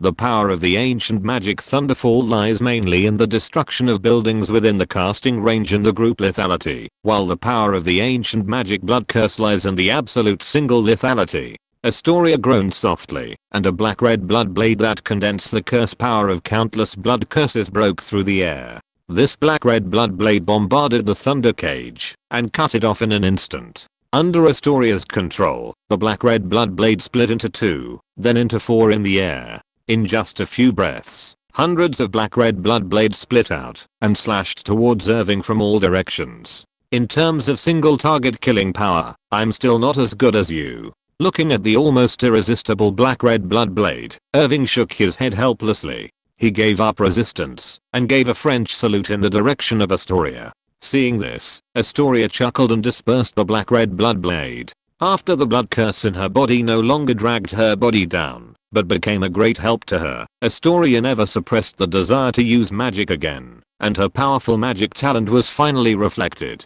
In this more than 1 month vacation, Astoria's attainments in ancient magic were almost catching up with Irving's pace. Astoria used all her strength to activate the blood curse, and the killing power she exerted was so strong that even Irving, who mastered the thunder technique, was not sure that he could escape unscathed. Astoria smiled and said, "Thanks to the training ground you provided, I was able to practice blood curses while escaping from family disputes." After the summer vacation began, Astoria was troubled by the disputes of the Greengrass family.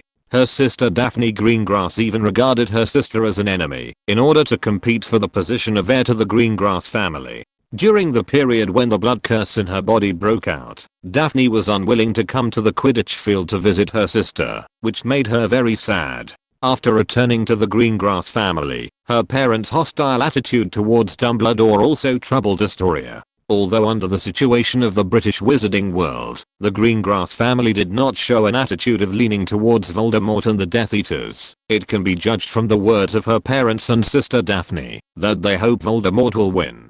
After all, only when Voldemort successfully unifies the wizarding world can the concept of pure blood supremacy be realized.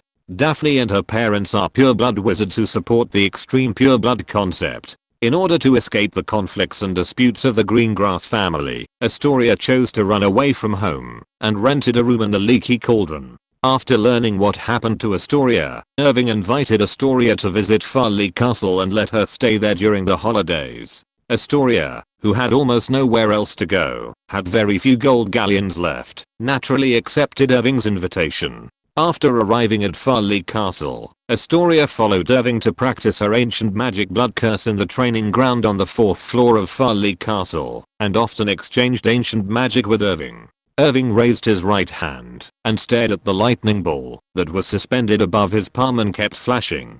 He whispered, "Judging from the accumulation rate of thunder power, perhaps within 2 years, I will be able to advance to the level of Demon King Wizard." Chapter 664. I'll leave it to you, the boy I trust most in my life. Astoria could not help but show envy when she felt the thunderball in Iwin's palm emitting quasi-Demon King level energy fluctuations. Iwin's ancient magic thunder spell allowed him to infinitely stack the power of thunder, and through the huge power of thunder, the quantitative change caused a qualitative change, and then promoted to the Demon King level wizard.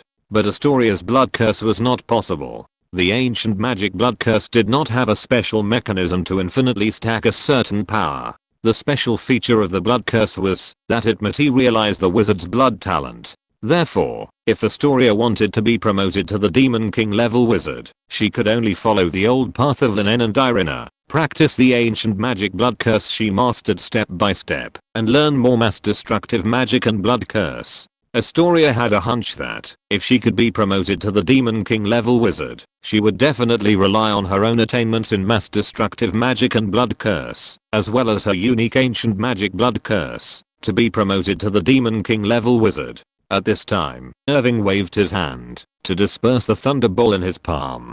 He hesitated and looked at the girl in front of him, and whispered, "Astoria, are you going to solve the Greengrass family's problem?" I have to admit that when Irving first came into contact with Astoria, the little witch, even though she had a high magic talent, it was more for the power behind Astoria, that is, the Greengrass family. But as time went by, their relationship became closer, from friends at first to comrades later, and what he valued was no longer the Greengrass family behind her, but the girl Astoria. Irving originally did not plan the Greengrass family's affairs again, but if the Greengrass family's problems were not solved, then Astoria's situation would certainly not be much better. Hearing Irving's words, Astoria blinked and asked, "Irving, what do you mean?" Irving said in a deep voice, "You know, Astoria, the Greengrass family's position is uncertain and has become a hidden danger. In order to solve this hidden danger without hurting the Greengrass family, there is only one best way."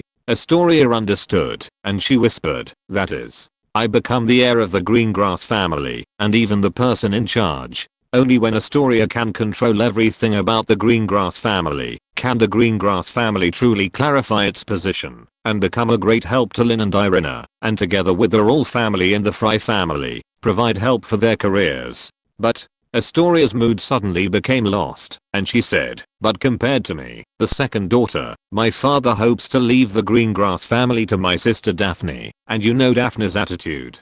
Does that mean I can only turn against my family?" Astoria said in a low voice. Irving thought for a moment and said, I don't want to see you and your family become enemies, but by doing this, you may have protected them in a sense. After all, their attitude is really dangerous. As smart as Astoria was, she naturally understood the subtext of Irving's words. Lin and Irina's attitude towards the Death Eaters has always been to annihilate them and weaken their vitality to the greatest extent. Even the Ministry of Magic under the control of Voldemort basically has the attitude of catching and killing Death Eaters. But now, Astoria's parents and her sister Daphne are not firm in their positions and even lean more towards Voldemort. It is true that the Greengrass family is still maintaining a neutral position, but what if Astoria's parents and Daphne can't resist Voldemort's temptation and promises one day and choose to join the Death Eater camp? Astoria doesn't think they can defeat Lin and Irina. Judging from their magic level alone, they can't even beat themselves. Therefore, if Astoria could become the heir and speaker of the Greengrass family before the Greengrass family rebelled and prevented these things from happening in time, then Astoria would be equivalent to protecting the lives of her parents and Daphne in disguise. Otherwise, the only outcome for the three people who appeared as Death Eaters in the future would be death. So, what should I do?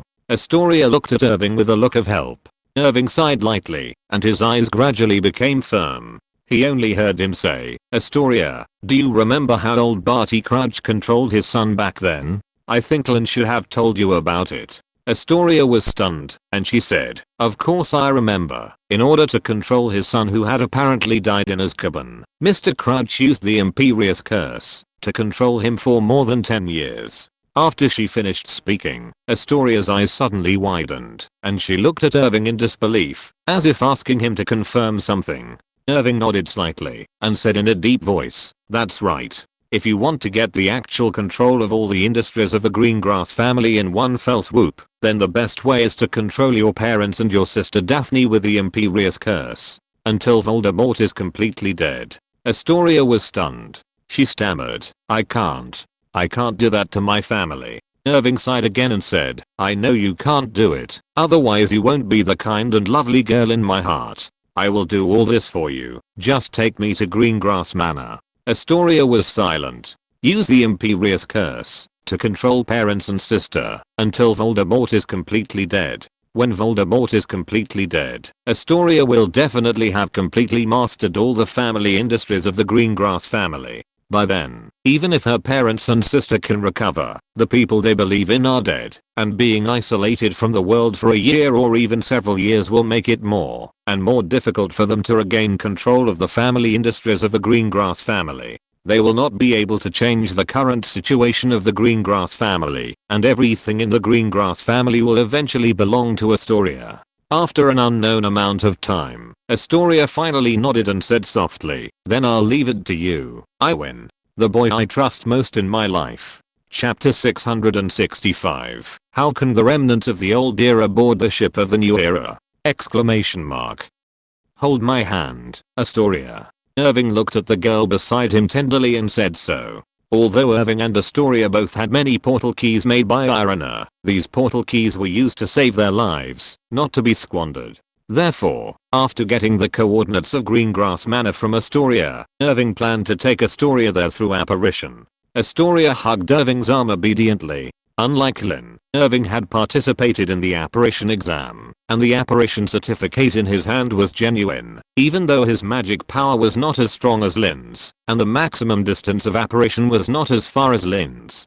But Irving's apparition stability was better than Lin's. The so-called apparition stability refers to the number of followers that a wizard can bring with him when apparition.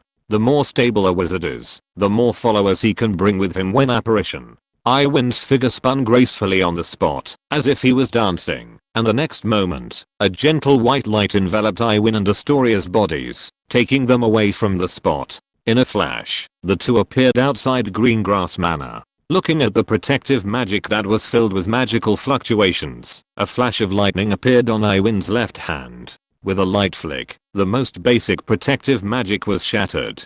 The main gate of Greengrass Manor also appeared in front of the two from its invisible state. At the same time, the shattering of the protective magic triggered the alarm of Greengrass Manor. A faint explosion sounded, and a small figure appeared in front of Iwin and Astoria. It was an ugly house elf. Rafa. Astoria called out the name of the house elf calmly. After seeing Astoria, Rafa immediately said with tears in his eyes, "Miss Astoria, you are finally back. You don't know how much the master and the lady missed you during the days you were away from home." Hearing Rafa's words, Astoria sneered rarely and said, "They will miss me?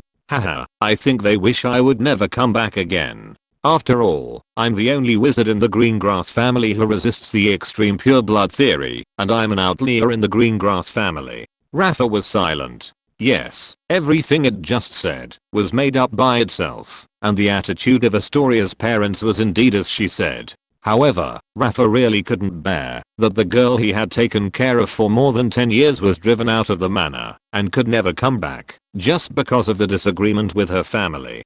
People have emotions, and the same is true for house elves whose intelligence is not lower than that of humans. In the original novel, the house elf of Old Barty, Winky, pleaded with old Barty to let young Barty go to the Quidditch World Cup out of pity for his young master, which led to young Barty's escape.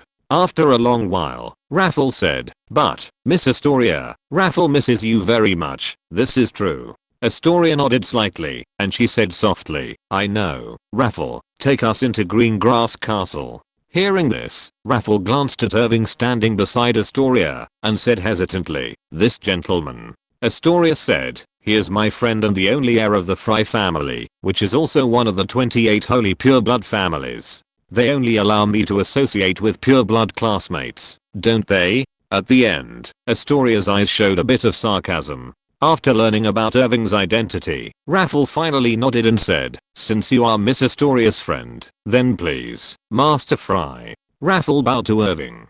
After letting Iwin and Astoria enter Greengrass Manor, Rafa took them back to Greengrass Castle. After entering the castle, Rafa called Daphne and Astoria's parents. Seeing Astoria returning home, Daphne, as a sister, did not hide the disgust in her eyes. She said coldly, "Why are you back? Astoria, the alien of the Greengrass family?" Facing Daphne's ridicule, Astoria changed her weak attitude. She retorted, "Why did I come back?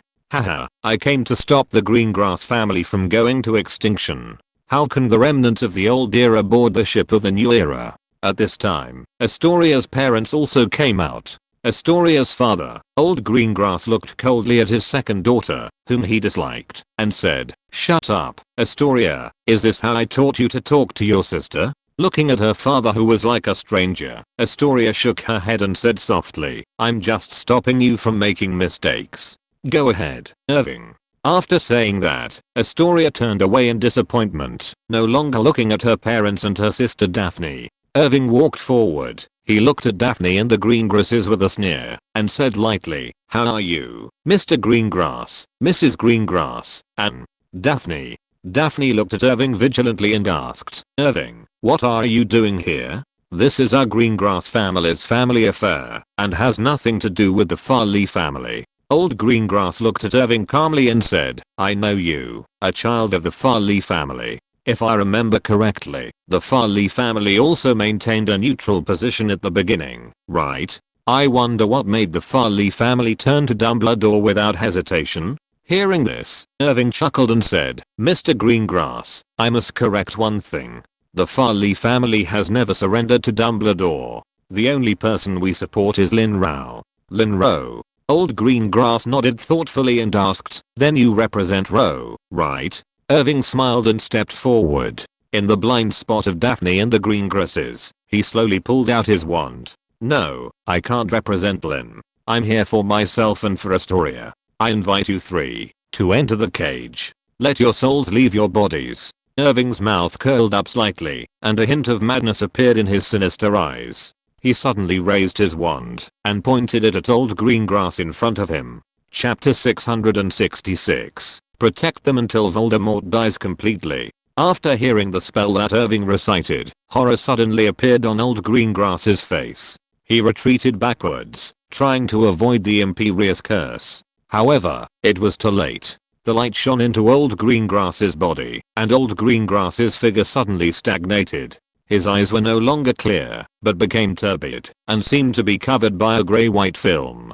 Seeing this scene, Daphne and Mrs. Greengrass both exclaimed, and then they waved their wands and released black beams. Those were highly corrosive black magic that could prevent wounds from being healed by healing magic. Looking at the two black beams, Irving just waved his left hand indifferently, and two lightning lights exploded in the air, completely annihilating the two black beams. The power of thunder originally restrained all evil spirits, and the black magic that required huge malice to release was naturally classified as evil spirits. Soul out of the body.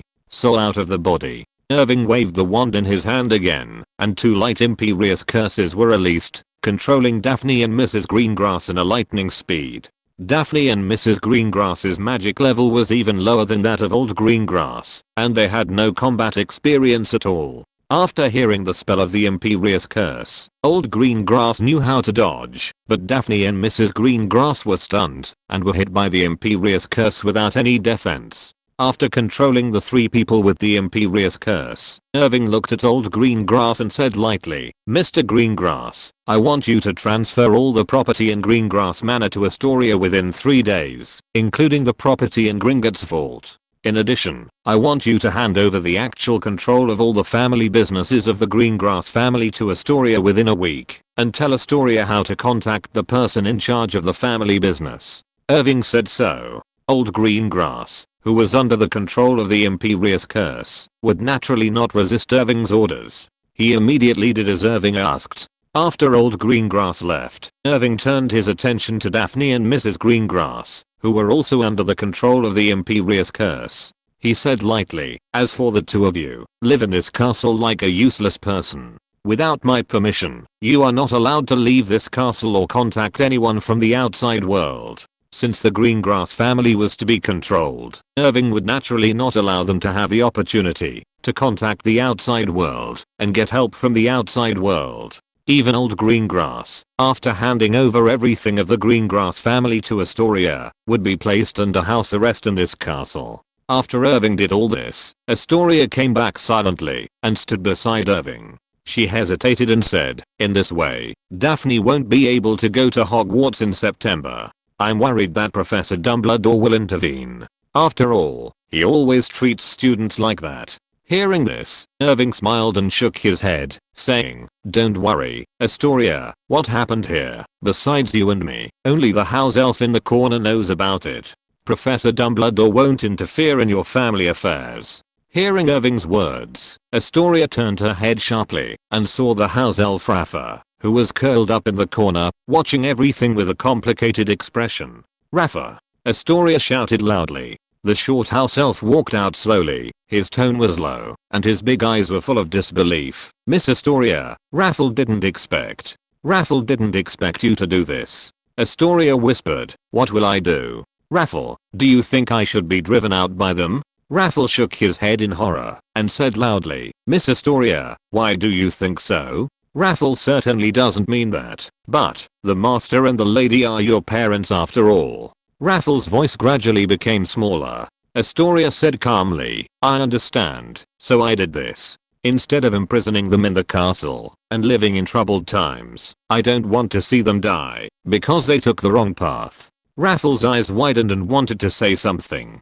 but Astoria didn't give him a chance to speak and only heard her whisper, "Protect your father, mother, and sister, okay, Raffle, before Voldemort dies completely." Raffle was silent, and after a long time, he nodded silently. At the same time, in the Rogue Castle, after Lin En returned home, he saw the Lowell sitting on the sofa with his mother, watching the color TV brought back from the Muggle world. In order to allow Muggle products to be used in the Rogue Castle, Lin En specially asked the house elf Gale to create an area to isolate magic, so that magic would not distort the magnetic field within this area. Mom, and uncle and aunt. Lin En hurriedly greeted them. After seeing Lin En coming back, Rowena gave him a hug, and the Lowells greeted him enthusiastically. After a round of greetings, Lin En said the business. "Mom, I plan to refine a space blocking formation in the Rogue Castle and the homes of my uncle and aunt, and refine a space teleportation formation to connect the two. There are countless space teleportation methods in the magic world, and in front of these space teleportation methods, protective methods such as the anti-apparition spell are obviously not enough. Just the Phoenix's flame apparition and the house elf's apparition can ignore the interception of the anti-apparition spell. Even though the Rowell Manor and the Lowell family have been protected by the Fidelius charm, there is never too much protection. Hearing Lin's words, Igor asked curiously, "Lin, the space teleportation formation you mentioned, can it allow us to travel freely between Rowell Castle and our home?" Lin nodded with a smile. Igor said quickly, "Then can you please set up this space teleportation formation in my and Carolina's room? In this way, it will be much more convenient for Carolina and I to go back and take a look." Lin nodded with a smile and said, "Of course, Mr. Lowell." Chapter 667. Everyone is invited to enjoy this beautiful scenery. Avery Manor. The bright stars lit up the night sky, and the rays of starlight fell into the manor. Voldemort stared at the golden light lingering on his fingertips. The golden light ball was shining like the stars in the sky. As the golden light ball moved on his fingertips, Voldemort's expression was no longer cold and indifferent. The corners of his mouth curled up, and then he laughed wildly. "The power of the stars will eventually be used by me. Ha ha ha ha ha." Voldemort laughed wildly, his scalded eyes flickering constantly. The ray of star power changed into various shapes in the air as Voldemort moved his mind. Not far in front of Voldemort, McNeil, wearing the silver mask of the Death Eater, said excitedly, "Congratulations to the Master for mastering the secret of the starry sky. Congratulations to the Master for obtaining a way to crack the forbidden magic power of Neril." Faced with McNeil's just right flattery, Voldemort seemed very satisfied. He waved the wand in his hand, continuously absorbing the starlight projected by the surrounding starry sky, roughly stripping out the star power in these starlights, and forcibly suppressing them with his own strong magic power, making them for his own use. Unlike Lin, who used the starry sky visualization method to establish a connection with the stars in the sky, and thus obtained the gift of the starry sky, Voldemort's method of plundering the star power was destined to not be recognized by the starry sky.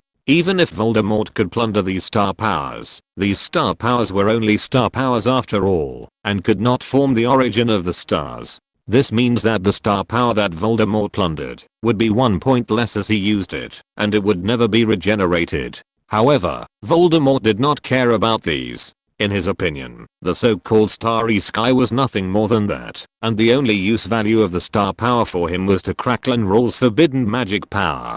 After an unknown amount of time, when Voldemort was surrounded by a golden halo, Voldemort finally waved his wand and gathered all the power of the stars into his body. Voldemort slowly looked at McNeil and said, "McNeil, my loyal servant, can you please help me gather my Death Eaters? I will share the secrets of the starry sky with you." Hearing Voldemort's words, McNeil excitedly saluted him, and then ran quickly to Avery Castle to summon the Death Eaters stationed at Avery Castle. In less than a quarter of an hour, more than 300 Death Eaters appeared in front of Voldemort. "I'm very happy, my servants," Voldemort said softly. "Your great Dark Lord has finally gained the power to control the starry sky, and Lin Rowell's forbidden magic power can no longer pose a threat to us. The great Dark Lord will generously share this secret with his servants. The secret of the starry sky will no longer be a secret, and we will also obtain the power from outside the world." Voldemort opened his arms and said loudly. A group of Death Eaters cheered. They couldn't wait to learn the secret method of plundering the power of the stars. Voldemort raised his head slightly, his scalded eyes looking at the bright starry sky. He whispered, "What a beautiful starry sky. The magic world under this starry sky will soon be led by the great Dark Lord to a greater victory. Remember the starry sky at this moment forever, my servants. Although I can't get this beautiful scenery, I can invite you to enjoy it together." Voldemort laughed loudly. He waved his wand, and the blood red English appeared in the air. These words recorded the secret method of forcibly plundering the power of the stars from the starry sky. At this time, all the Death Eaters raised their heads. They stared at the blood red words floating in the air, wishing to immediately imprint the contents of these blood red words in their minds. About 2 hours later, after the dumbest Death Eaters remembered the secret method recorded in the blood red words, Voldemort finally dispersed the words floating in the air. Voldemort looked at the Death Eaters who were like treasures, and said in a low voice, "The loyal ones will be rewarded, and the betrayers will be punished. The great Dark Lord's mercy is limited. My Death Eaters, it's time for us to settle accounts with those betrayers. As Voldemort's voice fell, the surroundings suddenly fell into a dead silence. After a long time, McNeil asked tentatively, Master, the betrayer you mentioned, are you referring to Lucius Malfoy? Lucius Malfoy fled without fighting in the Battle of Little Hangleton Village, and no longer responded to the Master's call. I think he may have betrayed. Voldemort nodded calmly and said, on the day of the Battle of Little Hangleton Village, there were 15 Death Eaters who fled without fighting, and 13 of them never came back after that. Lucius Malfoy was one of them. Those who betrayed the Great Dark Lord will pay a painful price, Voldemort said in a low voice. Hearing this, McNeil leaned forward and whispered, Master, please allow me to present you the coordinates of Malfoy Manor. Before Lucius Malfoy betrayed the Master, I visited Malfoy Manor and remembered the coordinates there. Hearing McNeil's words, Voldemort finally smiled. He said approvingly, very good, McNeil, my loyal servant. I allow you to present the coordinates of Malfoy Manor that you know. Today, we will make this betrayer pay the price. McNeil hurriedly stepped forward and told Voldemort the coordinates of Malfoy Manor. After obtaining the coordinates of Malfoy Manor, Voldemort waved the wand in his hand, but the result of the magic feedback to him made him frown. Very good, Lucius Malfoy, Voldemort whispered. Dare to hide the coordinates of Malfoy Manor and prevent the Great Dark Lord from finding him? The protective magic protecting Malfoy Manor hid the coordinates of Malfoy Manor, which meant that no one could reach Malfoy Manor by means of space teleportation that locked the coordinates for transmission. However, the way to crack this protective magic is very simple, that is, to shift the coordinates of the transmission in a certain direction by a certain distance, until it is out of the range covered by this protective magic. Soon, Voldemort locked a coordinate that can be transmitted, which is a small hill about 5 kilometers away from Malfoy Manor. My servants, follow the Great Dark Lord, and make the betrayer pay the price. Voldemort shouted loudly, waving his wand, and performing the apparition. The Death Eaters around him all showed fanaticism. They shouted crazily, and followed Voldemort's steps to perform the apparition. If you're listening to this novel on a channel other than Fanfic World, it means they downloaded and uploaded it without effort. We cordially invite you to visit our channel, Mundo Fanfic Novelos. There you'll find the original version of this story and you can explore many other novels of various genres. We're waiting for you to immerse yourself in a world of incredible novels. Chapter 668, Power enough to raise Malfoy Manor to the ground. Hundreds of white lights flashed quickly on the hilltop, as if shutters were being pressed continuously, and figures appeared one after another out of thin air. These figures were all wearing black wizard robes and silver masks, with a touch of bloodthirstiness and fanaticism in their eyes. In front of these figures, stood a black-robed wizard with a figure as slender as a skeleton, but emitting powerful magical fluctuations. That was Voldemort. The surging black smoke lifted Voldemort's figure to a height of 100 meters. He overlooked everything below, and looked at the manor 5 kilometers away that was emitting bright lights under the night. Compared with the small and dilapidated Avery Manor, Malfoy Manor was so magnificent and gorgeous, and the Malfoy Castle in the center of the manor was as big as Hogwarts Castle. Looking at the brightly lit Malfoy Manor, and recalling the shabby Avery Manor, where he had lived these days, Voldemort's eyes showed a hint of anger, and the bloodthirsty light flashed. However, when Voldemort and a group of Death Eaters came to this hill, and found Malfoy Manor, the Malfoy family of 3 living in Malfoy Manor also discovered the arrival of these uninvited guests. Malfoy was so shrewd and cautious. Even if he couldn't protect Malfoy Manor with the Fidelius charm, how could their means of protecting themselves be so simple? Exclamation mark. The unmappable spell that prevented the enemy from using the space teleportation of the locked coordinates to reach Malfoy Manor covered a 5-kilometer radius centered on Malfoy Manor, while the large-scale composite reconnaissance spell for detecting strange wizards covered a 10-kilometer radius centered on Malfoy Manor. Under the double coverage of the unplottable spell and the compound detection spell, even if someone could take advantage of the offset coordinates and teleport to the vicinity of Malfoy Manor, they probably would not be able to detect the large compound detection spell that scanned them invisibly. At this time, in the living room of Malfoy Castle, a magical screen was projected in front of Lucius, Narcissa and Draco, and the picture on the screen was exactly the picture of the hill. looking at Voldemort, who was driven by black smoke and flew into the air, and looked at Malfoy Manor. Lucius and Narcissa's bodies were trembling involuntarily in fear. Voldemort, who was looking at Malfoy Manor from a distance, seemed to be staring at them in front of the screen and this magic screen, making them inevitably feel fear.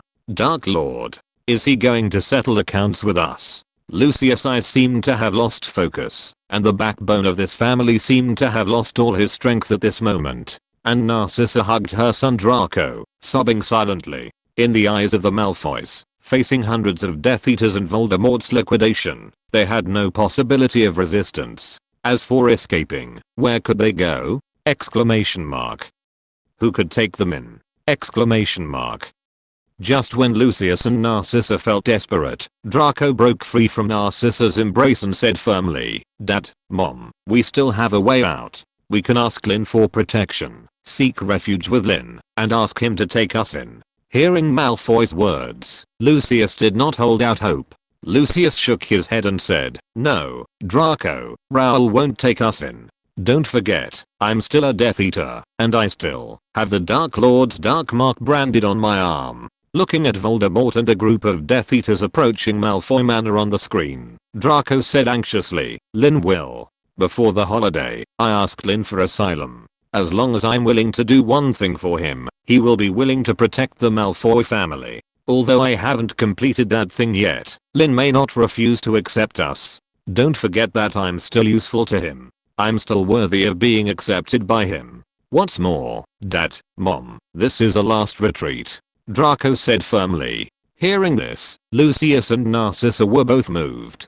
They didn't expect that long before Voldemort decided to liquidate them. Draco had prepared for a rainy day and decided to ask Lin for asylum, thus winning the last retreat for the Malfoy family. In that case, Lucius walked up slowly and firmly, hugged his son Draco, and looked at his wife Narcissa. Narcissa, Draco, I plan to give up Malfoy Manor. Narcissa's eyes widened, and she said in a trembling voice, Lucius, are you sure?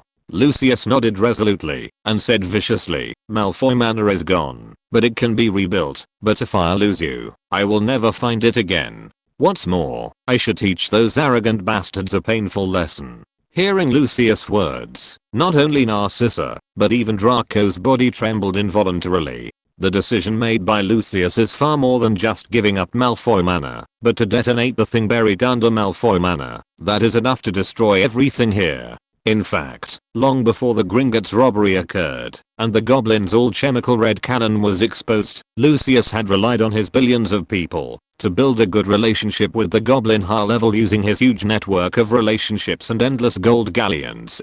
Not only that, Lucius also transferred nearly 1/3 of the Malfoy family's property to the goblins without hesitation, just to get the all-chemical bombs from the goblins that were enough to raise the entire Malfoy Manor to the ground. Detonating an all-chemical bomb was enough to blow up the 5 underground vaults in the deepest part of Gringotts. Detonating 5 all-chemical bombs at the same time was enough to completely destroy the entire Diagon Alley. And now buried underground in the Malfoy Manor are 10 all-chemical bombs connected together with fuses. If these 10 all-chemical bombs were detonated at the same time, the power they produced would probably make even the demon-level wizards tremble. Lucius took out a teacup from his pocket. With his last tenderness, he said, grab it. This is the cross-border door key to a safe house I bought in Germany. It is enough to buy you time to contact Lin Rao. At the critical moment of life and death, Narcissa and Draco had no room for hesitation. They grabbed the cross-border door key and disappeared on the spot with twisted bodies. After his wife and son left safely, Lucius slowly raised his head. His bloodshot and sinister eyes were now filled with anger and madness. Chapter 669, Death Eaters, Run. Lucius appeared on the roof of Malfoy Castle in a flash. The strong wind made his wizard robe rustle and his platinum-colored hair flutter. Lucius looked at the Malfoy Castle below reluctantly, and then stared at the hundreds of figures flying in the distance.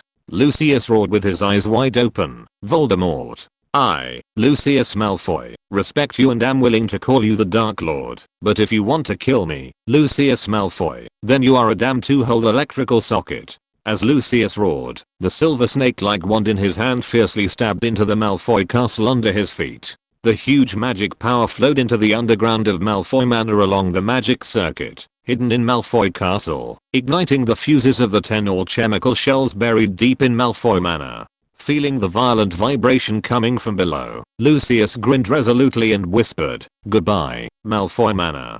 A cross-border portkey appeared in Lucius's hand. In a flash of white light, Lucius' body disappeared in the Malfoy Manor, before being engulfed by the devastating explosion shockwave. At the same time, 1 kilometer away, enshrouded by black smoke, Voldemort, who was rapidly approaching Malfoy Manor, suddenly stopped. He stared solemnly at the Malfoy Manor, which was still brightly lit. For some reason, he suddenly had an ominous premonition.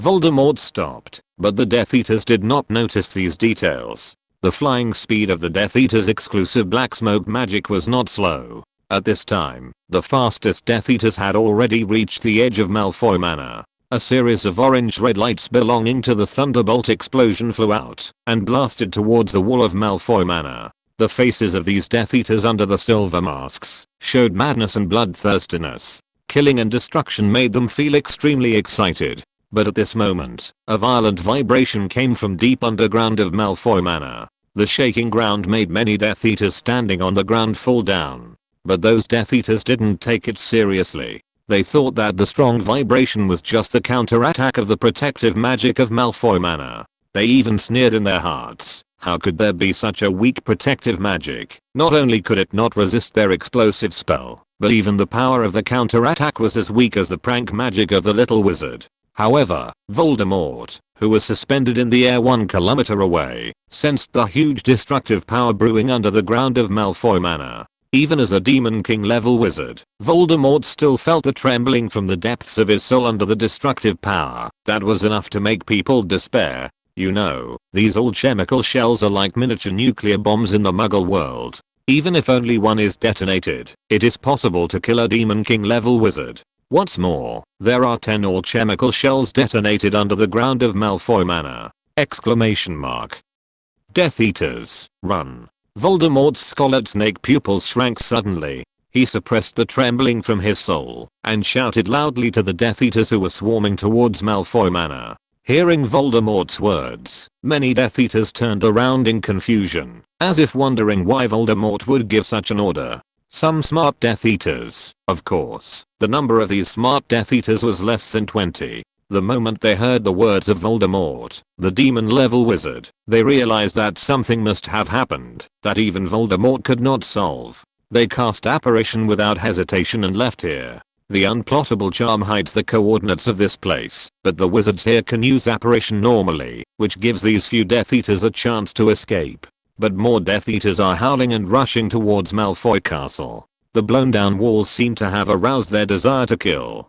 Green lights are shooting into the air. In addition to the Avada Kedavra curse, there are countless dark marks in these green lights. Looking at this scene, Voldemort's eyes flashed with despair. The Death Eaters who rushed to Malfoy Manor frantically were all his hard work this year. He took great pains to recruit these few hundred people.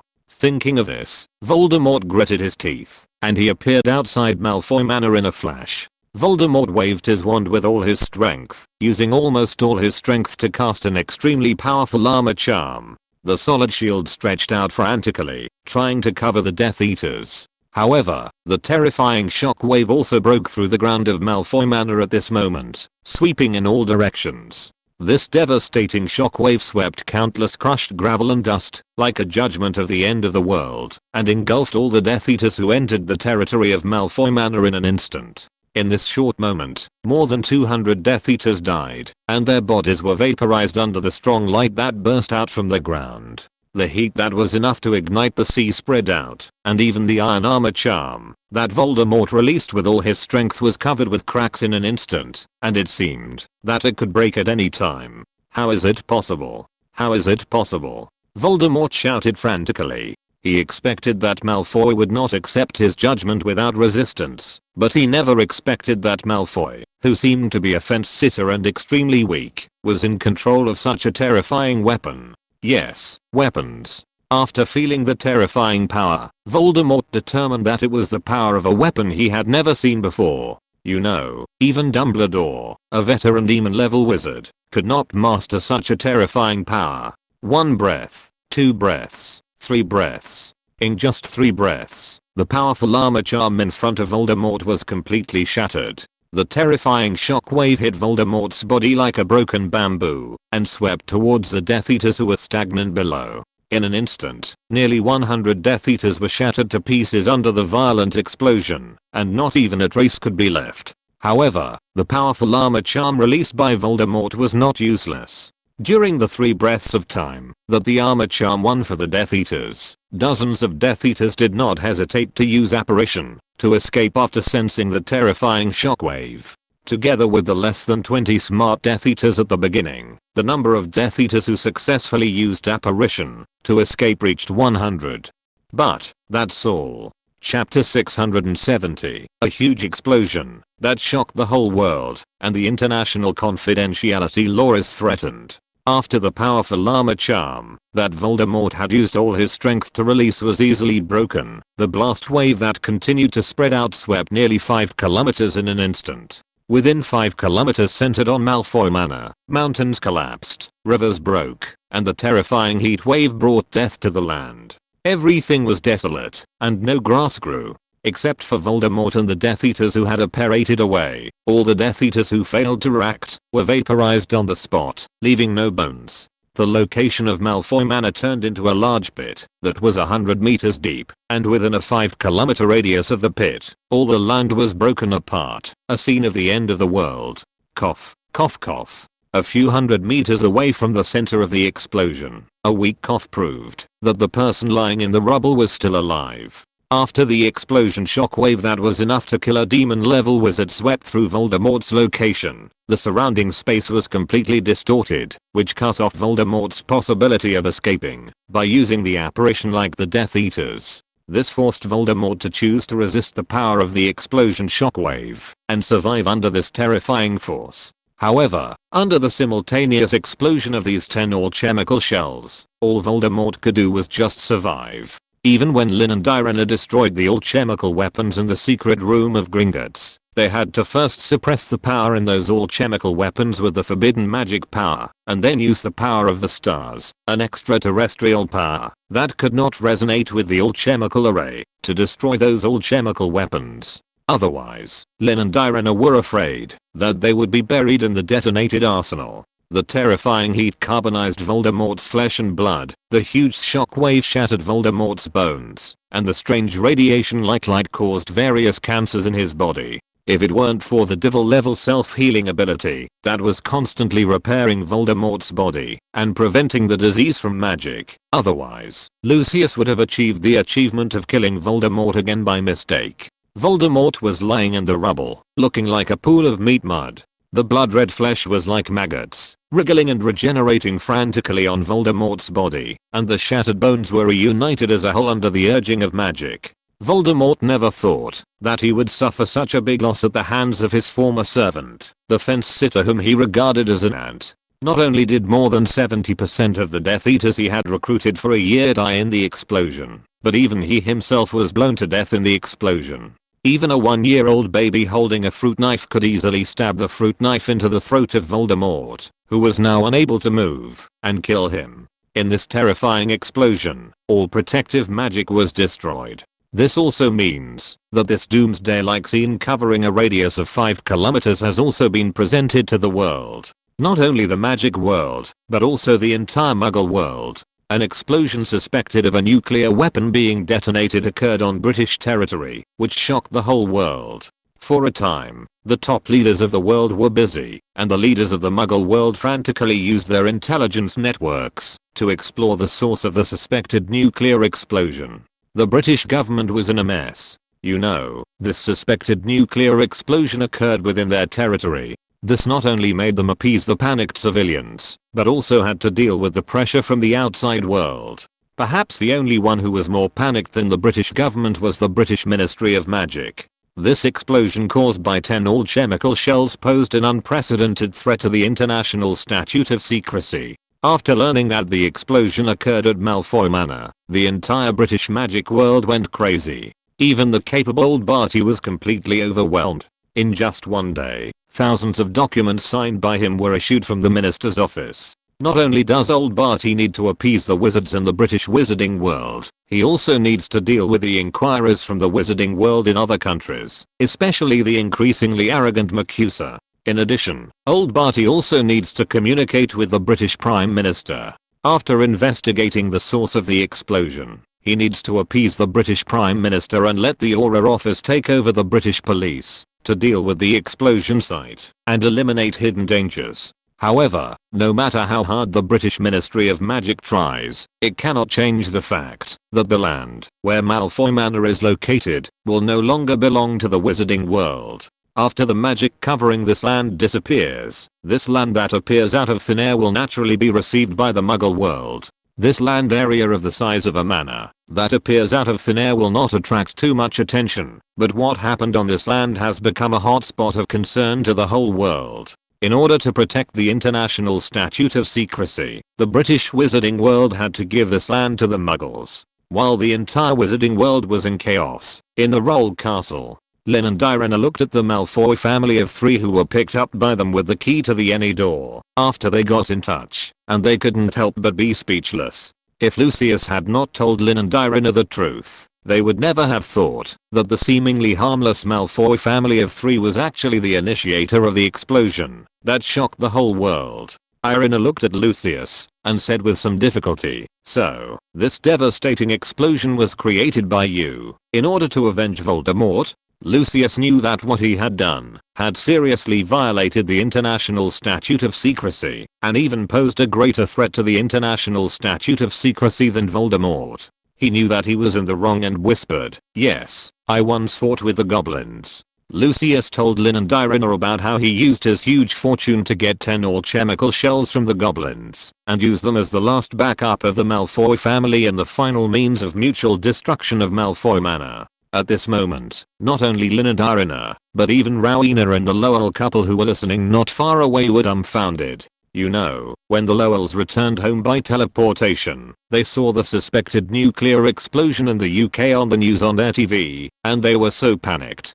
They even thought that it was a nuclear weapon detonated by another country to declare war on Britain. Unexpectedly, this was a revenge of the fugitives against those who wanted to kill them. They didn't expect that the initiator of this suspected nuclear explosion was standing in front of them like an innocent little animal. Chapter 671, Alternative Minister. It was almost midnight, and the Prime Minister was sitting alone in his office, reading a long memo, but his mind was blank, and he had no idea what it meant. He was waiting for a call from the president of a distant country. On the one hand, he doubted whether the unfortunate guy would call, and on the other hand, he was suppressing many unpleasant memories of the long and tiring days, so there was not much room in his mind to think about anything else. The more he tried to concentrate on reading the words on the paper in front of him, the more clearly he saw the gloating face of his political opponent. This political opponent appeared in the news, not only listing the huge explosion that seemed to have a nuclear explosion a few days ago, and the subsequent negative news, but also analyzing in a clear and logical manner that the explosion and the subsequent negative news were all caused by the government's negligence. When the Prime Minister thought of these accusations, his pulse beat faster, because they were unfair and untrue. How could his government prevent an explosion that seemed to have a nuclear explosion without any signs? Exclamation mark. After the explosion, his government immediately sent a large number of police to seal off the scene, minimizing the negative impact of the explosion. This was the limit of what he could do. But what? That damned political opponent attributed the inquiries and pressure from other countries to his government's inaction. The whole country is in panic.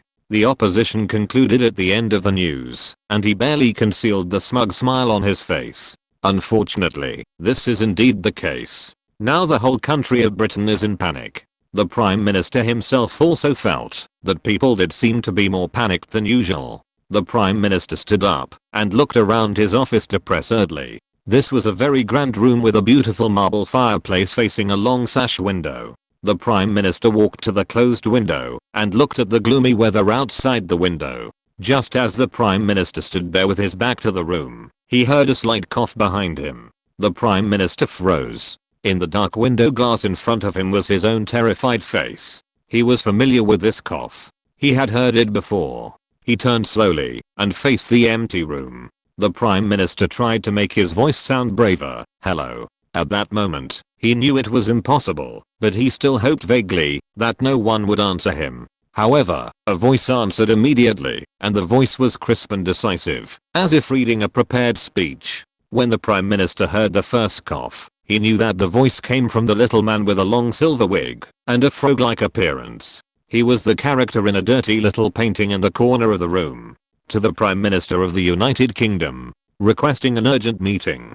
Please answer immediately, faithful old Barty Crouch. The man in the painting looked at the Prime Minister with an inquiring look. The Prime Minister looked very conflicted. As early as the day he became Prime Minister, he learned about the existence of the magical world, and the Minister of Magic he met at that time was still named Cornelius Fudge. From the words of the man in the painting, he, with his keen political sense, immediately understood that the government of the magic world had also replaced its leader, and the new British Minister of Magic might be the old Barty Crouch mentioned by the man in the painting. With the fear of facing the unknown, the Prime Minister tried to shirk the meeting. Well, listen. This time is not suitable for me. I'm waiting for a call. It's from the President. The man in the painting immediately said, Mr. Prime Minister, Minister Crouch requested an emergency meeting to resolve the Wiltshire explosion. If Mr. Prime Minister hopes to resolve this trouble as soon as possible, please arrange a meeting as soon as possible. Malfoy Manor is located in Wiltshire, so this explosion, which is called a suspected nuclear explosion in the Muggle world, is also named Wiltshire explosion by Muggles. After hearing the words of the man in the painting, the Prime Minister was very moved. Isn't it because of this fucking explosion that he has been so tired these days? Exclamation mark. However, the Prime Minister's waiting for a call from the President was not just an excuse, but a real thing, which made the Prime Minister entangled again. However, the man in the painting seemed to have sensed the Prime Minister's concerns, and he said, Mr. Prime Minister, if you are willing to accept this emergency meeting, we will make the President forget about the call, and he will call again tomorrow night. Hearing the words of the man in the painting, the Prime Minister finally nodded and said, okay, then meet your Minister Crouch. After that, the Prime Minister hurried to the desk and straightened his tie. The Prime Minister sat down behind the desk, and as usual when attending political meetings, he adjusted his facial expression to be as relaxed and calm as he hoped. Then, he saw a bright green flame suddenly appear in the empty grate under the marble fireplace. The Prime Minister tried his best to hide his inner surprise and panic, and watched a tall and thin middle-aged man appear in the flames, spinning rapidly like a spinning top. Hello, Mr. Prime Minister, this is our first meeting. Let me introduce myself. I'm Barty Crouch Sr., the current Minister of the British Ministry of Magic. Barty Sr. walked towards the Prime Minister in a business-like manner, extended a hand to the Prime Minister and said politely. The Prime Minister was somewhat flattered and shook old Barty's hand. He said, hello, Mr. Crouch. To be honest, Mr. Crouch, you surprise me. You are much more polite than that guy named Fudge. Old Barty smiled and said, Fudge is arrogant, but has no capital to be arrogant. But I'm different, Mr. Prime Minister. I respect everything in your world, and I respect you too. After a round of greetings, the Prime Minister carefully got to the point. Mr. Crouch, I heard that you are here for the Wiltshire explosion? Old Barty nodded seriously and said, yes, I have to regretfully tell you that the explosion came from the wizarding world, and the destroyed land was also exposed from the wizarding world, so you can see it. The Prime Minister widened his eyes and asked, Mr. Crouch, do you mean that the explosion was caused by wizards? Old Barty said softly, rather than being the work of a wizard, it's more like a combination of magic and technology, Mr. Prime Minister. The prototype of the weapon that created that explosion was the shell of your red cannon, which was eliminated 100 years ago.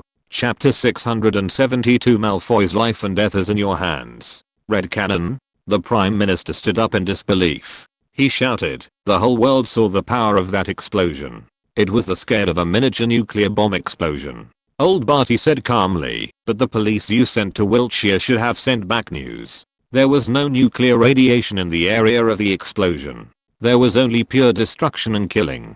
Before coming to the meeting, old Barty asked Lin for some common sense about the muggle world. He also learned about nuclear radiation from Lin. The Prime Minister was speechless. As old Barty said, his government sent a large number of police officers and technical personnel in protective clothing to explore the ruins, but no nuclear radiation was detected. Old Barty briefly told the Prime Minister about the alchemy of the magic world and the old chemical weapons of the goblins. In fact, this is a revenge. An innocent family that was about to be killed by the terrorists in the magic world before fleeing the manor, where they had lived for decades, took revenge on the terrorists. Old Barty said carefully, describing Voldemort as a terrorist in the magic world. The Prime Minister said somewhat helplessly, "Who is the terrorist? Can an innocent family have weapons like nuclear bombs?" Old Barty spread his hands and said, "You can understand that family as the American Cheeble, but there are few wizards, and the family members of the Cheeble may only be a few people." With this, the Prime Minister understood. The Prime Minister nodded and asked, "Then, what do you need me to do with you?" As the Prime Minister of the British government, he was unwilling to give the power to deal with the Wiltshire explosion to wizards. But what happened in the explosion was beyond his understanding, and everything about magic was something he could not touch. Fortunately, the Minister of Magic Barty Crouch Sr. looked very easygoing and polite. As long as he was capable of handling the incident, the Prime Minister did not mind letting him do it. Barty Crouch Sr. said, "I hope you can keep your police and irrelevant personnel outside your blockade. I will let the Aura office enter the blockade, remove all hidden dangers within the explosion range, and hand over a completely safe piece of land to you." Hearing Barty Crouch Sr.'s words, the Prime Minister finally breathed a sigh of relief. He nodded and said, "Then I'll leave it to you." Barty Crouch Sr. smiled. He stretched out his hand to the Prime Minister again and said, "I wish the friendship between wizards and ordinary people will last forever." The Prime Minister no longer hesitated and shook Barty Crouch Sr.'s hand. Magical world, Roll Castle. From an emotional point of view, there is nothing wrong with your actions. Lin paced in front of the Malfoy family, but your actions have really caused a lot of trouble. Lucius hurriedly stepped forward and said humbly, "Mr. Rowe, we are willing to provide all compensation within our capabilities." "Compensation?" Lin chuckled, stretched out a finger and shook it slightly. "I don't need your compensation." Lin said so. He walked past Lucius and walked in front of Draco. Lin said with deep eyes, "After this battle, the Death Eaters have been seriously injured, and Voldemort must have been severely damaged. This is a time for us to seize the opportunity to pursue the victory. So, Draco, I originally allowed you to find the Horcrux Ravenclaw's diadem before Christmas, but now, I require you to get it within a month after school starts. In 1 month, Draco, the life and death of the Malfoy family is in your hands." Lin looked into Draco's eyes and said so. Hearing Lin's words, Draco's lips turned pale. "Get the Horcrux Ravenclaw's crown in just 1 month. Exclamation mark.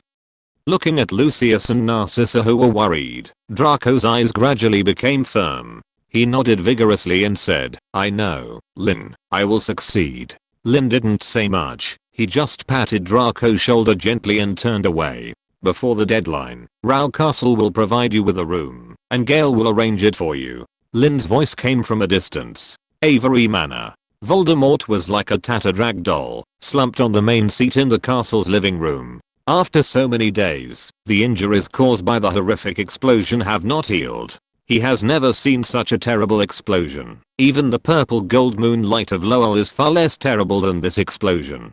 If he had not recovered his ability to apparate before the British government's police and personnel in protective clothing arrived at the scene, and had not forcibly returned to Avery Castle at the cost of nearly 1/5 of his flesh and blood, he would probably have been captured by those dirty muggles. In front of Voldemort, the remaining 100 or so Death Eaters were trembling and crawling on the ground. They did not expect that this seemingly surefire operation would turn out like this. Voldemort, who was slumped on the main seat, looked at the Death Eaters below and said with difficulty, "We have suffered an unprecedented defeat, my servants. Before the great Dark Lord recovers, you will stay in the manor and plunder as much star power as possible to prepare for future wars."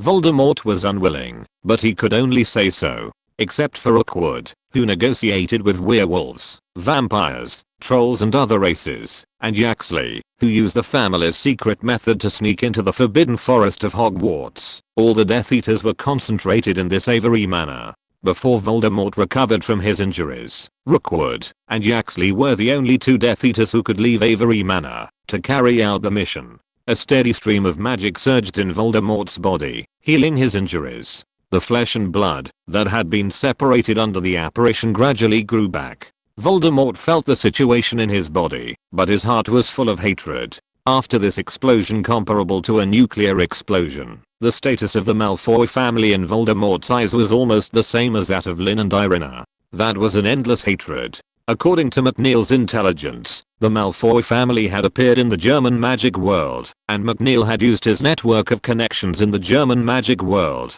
to investigate the address of the Malfoy family. Perhaps it won't be long before the great Dark Lord can make that damn traitor pay the price. Voldemort roared in his heart. Chapter 673, Marva Logorn's Ring. Dumbledore is it? Voldemort naturally didn't know that the Malfoy family of 3 had already been picked up by Lin from the safe house of the German magic world. While McNeil was frantically using his network of connections in the German magic world to do those useless things, the time had already come to the beginning of September, which was the day when Hogwarts School of Witchcraft and Wizardry opened. The Hogwarts Express, loaded with young wizards, departed from King's Cross Station and slowly drove towards the direction of Hogwarts School of Witchcraft and Wizardry. Even after learning that Voldemort had been severely injured, and the Death Eaters were seriously injured, and that Voldemort and the Death Eaters were unlikely to attack the young wizards at this moment, old Barty did not dare to slack off. He dispatched nearly 2/3 of the Aurors from the Auror office to station in the carriages of the Hogwarts Express, with an average of at least 2 Aurors stationed in each carriage. However, after receiving special instructions from old Barty, these Aurors did not disturb the young wizards in the carriages, but instead provided help to the young wizards in need within their capabilities. This made the actions of old Barty and the Auror office well received by the young wizards and parents. While the Hogwarts Express started to move slowly, Lin and Irina had already arrived at Hogwarts Castle by taking the any portal key and came to the principal's office. "Good afternoon, Professor Dumbledore." Lin and Irina said at the same time. They sat down on the 2 chairs specially reserved for them opposite the desk. Dumbledore smiled and nodded to the 2 of them. He said, "From your demeanor, you have gained a lot during this holiday. Can you tell me about it?" Hearing Dumbledore's words, Lin and Irina looked at each other. Lin told Dumbledore that he had learned blood fusion magic and 3 alchemical formations. After learning that Lin En had learned blood fusion magic, Dumbledore seemed to have thought of something. He nodded thoughtfully and said softly, "Blood fusion magic? It seems it can be used." Dumbledore talked to himself. His voice was so low that Lin En and Irina could not hear what he was saying. Just when Lin En wanted to ask curiously, Dumbledore looked at Irina and said, "What about you, Irina?" Irina told Dumbledore that she, Newt and Lin En had studied the pocket anchor point and produced the first batch of 16 pocket anchor points. After Irina mentioned the pocket anchor point, Lin En took out a white chess piece representing the guards and handed it to Dumbledore. Lin En said, "Professor Dumbledore, I hope you can accept this pocket anchor point to represent Hogwarts." However, after learning the role of the pocket anchor point, Dumbledore smiled and shook his head and pushed the white chess piece back. Looking at the puzzled eyes of Lin En and Irina, Dumbledore said, "This pocket anchor has extremely high mobility, allowing the holder of the pocket anchor to quickly teleport to the place where other holders are, but it is not very useful to me. Don't forget, I still have Fawkes, don't I?" Dumbledore blinked and pointed to Fawkes, the phoenix, who was standing on the shelf and combing his feathers. Hearing this, Lin En and Irina suddenly realized, even if Dumbledore did not have a pocket anchor, with the Phoenix Fawkes' flame apparition, Dumbledore's mobility was much faster than that of the holder of the pocket anchor. After all, the pocket anchor can only allow the holder to teleport to the place where other holders are, but the flame apparition can allow Dumbledore to ignore interception methods and teleport to most places in the world. Only places protected by protective magic that can hide spatial coordinates, such as the unmappable charm or the Fidelius charm, or places blocked by space blockade formations, can prevent the transmission of flame apparition. Lin En said. Then, can Professor Dumbledore ask Professor McGonagall to come over? We plan to give this pocket anchor to Professor McGonagall and let Professor McGonagall accept it on behalf of Hogwarts. Lin En wanted to give this pocket anchor, not just to let Dumbledore or Professor McGonagall get the transmission rights of the pocket anchor, but to let them accept this pocket anchor on behalf of Hogwarts School of Witchcraft and Wizardry. Both Dumbledore, the principal, and Professor McGonagall, the vice principal, are people who can represent Hogwarts School of Witchcraft and Wizardry, and they are also the people who stay in Hogwarts Castle and sit in Hogwarts Castle most of the time. Therefore, if Hogwarts Castle is threatened in the future, all other pocket anchor holders can use the pocket anchor held by Professor McGonagall as a foothold for transmission and quickly reinforce Hogwarts Castle. Vice versa, if a pocket anchor holder is in crisis, then Professor McGonagall can bring many living forces of Hogwarts Castle, including other professors, to reinforce through the pocket anchor. This is why Lin repeatedly emphasized representing Hogwarts. Dumbledore understood what Lin meant, nodded, and said, "Of course." Dumbledore waved his wand, released the phoenix-shaped Patronus, and let the Patronus fly through the wall of the principal's office in the direction of Professor McGonagall. However, while Dumbledore was waving his wand, Lin and Irina's attention was focused on the hand that waved his wand. After seeing Dumbledore's scorched, almost completely carbonized hand, Lin and Irina's faces showed fear, realization, annoyance, and regret.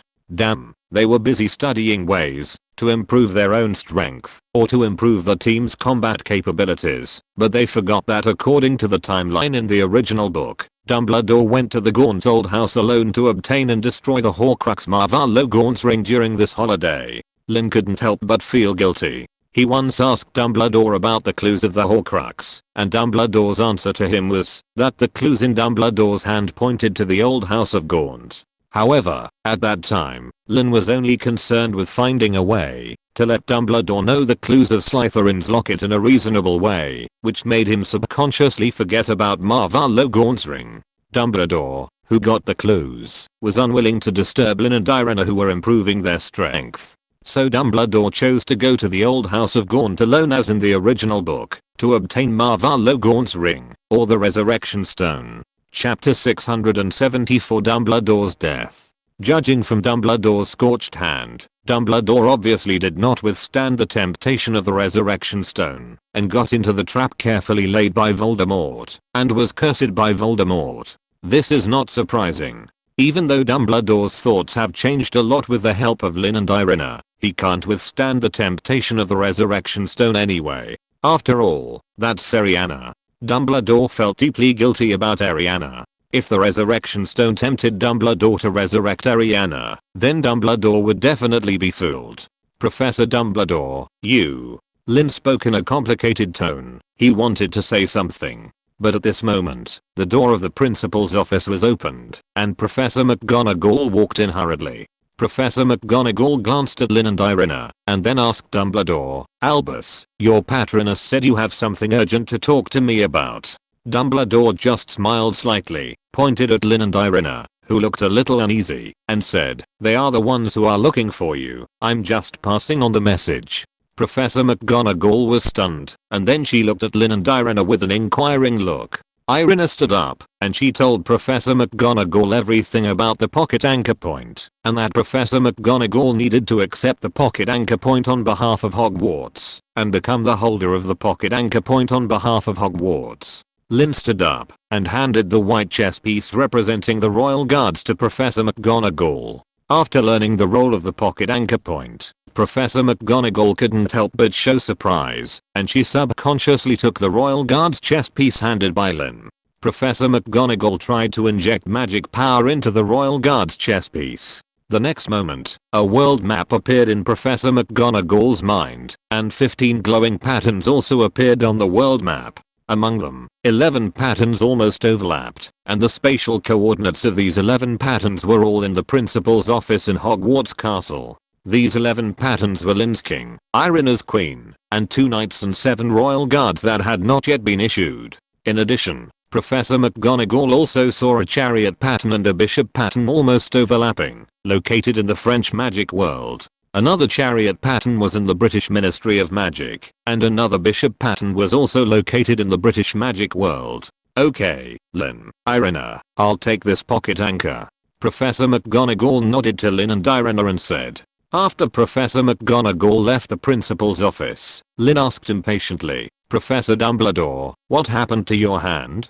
Dumbledore motioned for the two to be patient, and then said, during this holiday, I followed the clues in my hand, and found another Horcrux of Voldemort. That Horcrux was hidden by Voldemort in the old House of Gaunt, which is the old house of Voldemort's biological mother's family. That Horcrux is Marvalo Gaunt's ring, or in other words, the Resurrection Stone, one of the 3 Deathly Hallows. Dumbledore said so. He raised his hand with the ring on it, and motioned to the two. The information Dumbledore told was already known to Lin and Irina, and what they were concerned about was not Marvalo Gaunt's ring, which had been destroyed and posed no threat, but Dumbledore's injured hand. Irina asked, Professor Dumbledore, your other hand seems to be cursed. Dumbledore sighed and said, when people get old, they tend to be emotional. Tom did set a small trap in this ring, and I accidentally fell into it. Lin stood up with a gloomy look. He crossed the desk, grabbed Dumbledore's scorched hand, checked it carefully, and summoned the alchemy detector to scan Dumbledore's hand. After seeing the analysis results given by the alchemy detector, Lin's face changed all of a sudden. He said with a very ugly face, Professor Dumbledore, you call it a small trap? This curse is very vicious. When this curse breaks out, it will be your death, Professor Dumbledore. From the analysis results of the alchemy detector, this curse will completely break out in less than a year. Even if you let Professor Snape brew a potion to suppress the spread of the curse, it will only take half a year at most, Lin said in a deep voice. Judging from the data given by the alchemy detector, this curse has extremely strong lethality, and its instantaneous lethality is not inferior to that of the blood curse. Moreover, the activity of the curse power in Dumbledore's body is extremely high. If Dumbledore himself is not a Demon King level wizard, he can mobilize the Demon King level power in his body to forcibly suppress the spread of the curse power. Otherwise, if it were an ordinary little wizard who was cursed, it would probably take less than a minute for the curse to explode and die. It's a pity that Dumbledore's body is a pure curse for the purpose of killing the host, not a blood curse. Otherwise, Dumbledore could practice the ancient magic blood curse like Astoria to solve the curse in his body. Facing the result given by Lin En, Dumbledore did not seem to be nervous at all, but was very relaxed and optimistic. He only heard him say, so, I still have a year, right? Well, let's not worry about the future, let's discuss the subsequent Horcruxes. Hearing this, Lin En and Irina had to suppress their uneasiness. Anyway, they had no way to solve the curse for the time being, so let's listen to Dumbledore's opinion first. Dumbledore spread his hands and said, it is known that Voldemort has 7 Horcruxes, and the Horcruxes we have destroyed include Tom Riddle's diary, Slytherin's locket, Hufflepuff's gold cup, and Marvalo Gaunt's ring. Among the remaining 3 Horcruxes, we know that there is a living Horcrux, the Great Snake, and a human Horcrux, Harry Potter, which even Voldemort himself does not know. As for the last Horcrux, it is most likely the relic left by Ravenclaw, one of the founders of Hogwarts, the Ravenclaw diadem. Dumbledore said so. Lin said, Irina and I have enough clues about Ravenclaw's diadem. Within 1 month, we will find and destroy the Ravenclaw diadem that has been made into a Horcrux. Chapter 675 I will not accept the sacrifice of anyone. In fact, if Lin and Irina wanted, they could find the Ravenclaw's diadem made into a Horcrux in the room of requirement at any time and destroy it. Lin gave Draco a month, just to give him a test. If Draco could find the Ravenclaw's diadem within a month, it would save Lin the effort of doing it himself. If Draco couldn't do it, it would be something that Lin could do in a blink of an eye. After learning that Lin and Irina had the clues to the Horcrux Ravenclaw's diadem, Dumbledore didn't ask much. He said thoughtfully, it seems that the only thing we need to solve is the Horcrux snake and Harry who was accidentally made into a Horcrux. It's not difficult to destroy the Horcrux snake. The only tricky thing is Harry. We must kill the soul fragment that belongs to Voldemort in Harry's mind, but we can't hurt Harry by mistake. Dumbledore said so. Even though Lin En already knew the answer, he still cooperated and asked, then, does Professor Dumbledore have any ideas? Dumbledore hesitated for a moment and said in a deep voice, for now, I only have one way, and there is no guarantee that it will not hurt Harry 100%. Irina spread her hands and said, you tell me, anyway, we don't have any better way, right? Dumbledore nodded slightly, and he asked, you should know the Elder Wand among the 3 Deathly Hallows, right? Lin En smiled and said, if I'm not mistaken, the wand in your hand, Professor Dumbledore, is the Elder Wand, right? Dumbledore nodded and said, yes, the Elder Wand only follows the winner, which means that, as long as someone can defeat the original owner of the Elder Wand, then the Elder Wand will recognize that person as the master. In addition, the Elder Wand has a special property, that is, it will not harm its owner. If someone obtains the Elder Wand by stealing instead of defeating the original owner of the Elder Wand, then, the Elder Wand will not recognize that person as its master. Even if that person uses the Elder Wand to cast a spell, it will not be possible to unleash the full power of the Elder Wand, and the magic cast by that person with the Elder Wand will be immune to its original owner. Dumbledore explained the characteristics of the Elder Wand. Lin said softly, Professor Dumbledore, you mean to let Harry become the master of the Elder Wand, and then let Voldemort get the Elder Wand without becoming the master of the Elder Wand, and use the Elder Wand to cast the killing curse on Harry. In this way, Voldemort's killing curse will be immune to Harry, the master of the Elder Wand, but the soul fragments belonging to Voldemort in Harry's mind will be killed by the killing curse, right? Lin seemed to be asking a question, but his tone was so firm. Dumbledore nodded slightly. Irina said, then, the most important step in this plan is how to make Voldemort believe that he is the master of the Elder Wand after he gets it. Hearing Irina's words, Dumbledore opened his mouth to say something, but was interrupted by Lin. Lin's dark red eyes stared at Dumbledore, and he said lightly, I can guess what you are thinking, Professor Dumbledore. But what I want to say is that I do not accept the sacrifice of anyone to complete this plan. That noseless boiled egg is not worthy. Hearing this, Dumbledore was stunned. After a long time, he showed a relieved yet helpless smile, and said softly, in this case, the plan will become more complicated and much more difficult. Lin whispered, Voldemort is no longer the Dark Lord he used to be. Now there are more people who can restrain him. Killing Voldemort may not necessarily come at the cost of your sacrifice. As for how to make Harry the master of the Elder Wand without any sacrifice, and then let Voldemort get the Elder Wand on the premise that he thinks he is the master of the Elder Wand, I have a good plan. Lin stared at the azure eyes behind Dumbledore's half-moon glasses. Dumbledore smiled and said, I'm all ears. Lin said concisely, after being promoted to a Demon Lord level wizard, and using the Demon Lord level understanding to feed back my knowledge of alchemy, I can already set up a perfect illusion array invisibly without being noticed by any wizard below the Demon Lord level. Therefore, I can set up an illusion array without Harry knowing it, so that everything Harry sees will be under my control. And Professor Dumbledore, you need to enter the array yourself. I will give you the authority to see through the illusion, and your task is to cooperate with us in acting out a play. I will make you in Harry's perspective become a vicious Death Eater, so Harry will naturally use his best spell, the disarming spell, to attack you. You just need to cooperate with Harry to be disarmed, and let the Elder Wand fall into Harry's hands. In this way, the transfer of the Elder Wand's authority will be successfully completed. Lin said.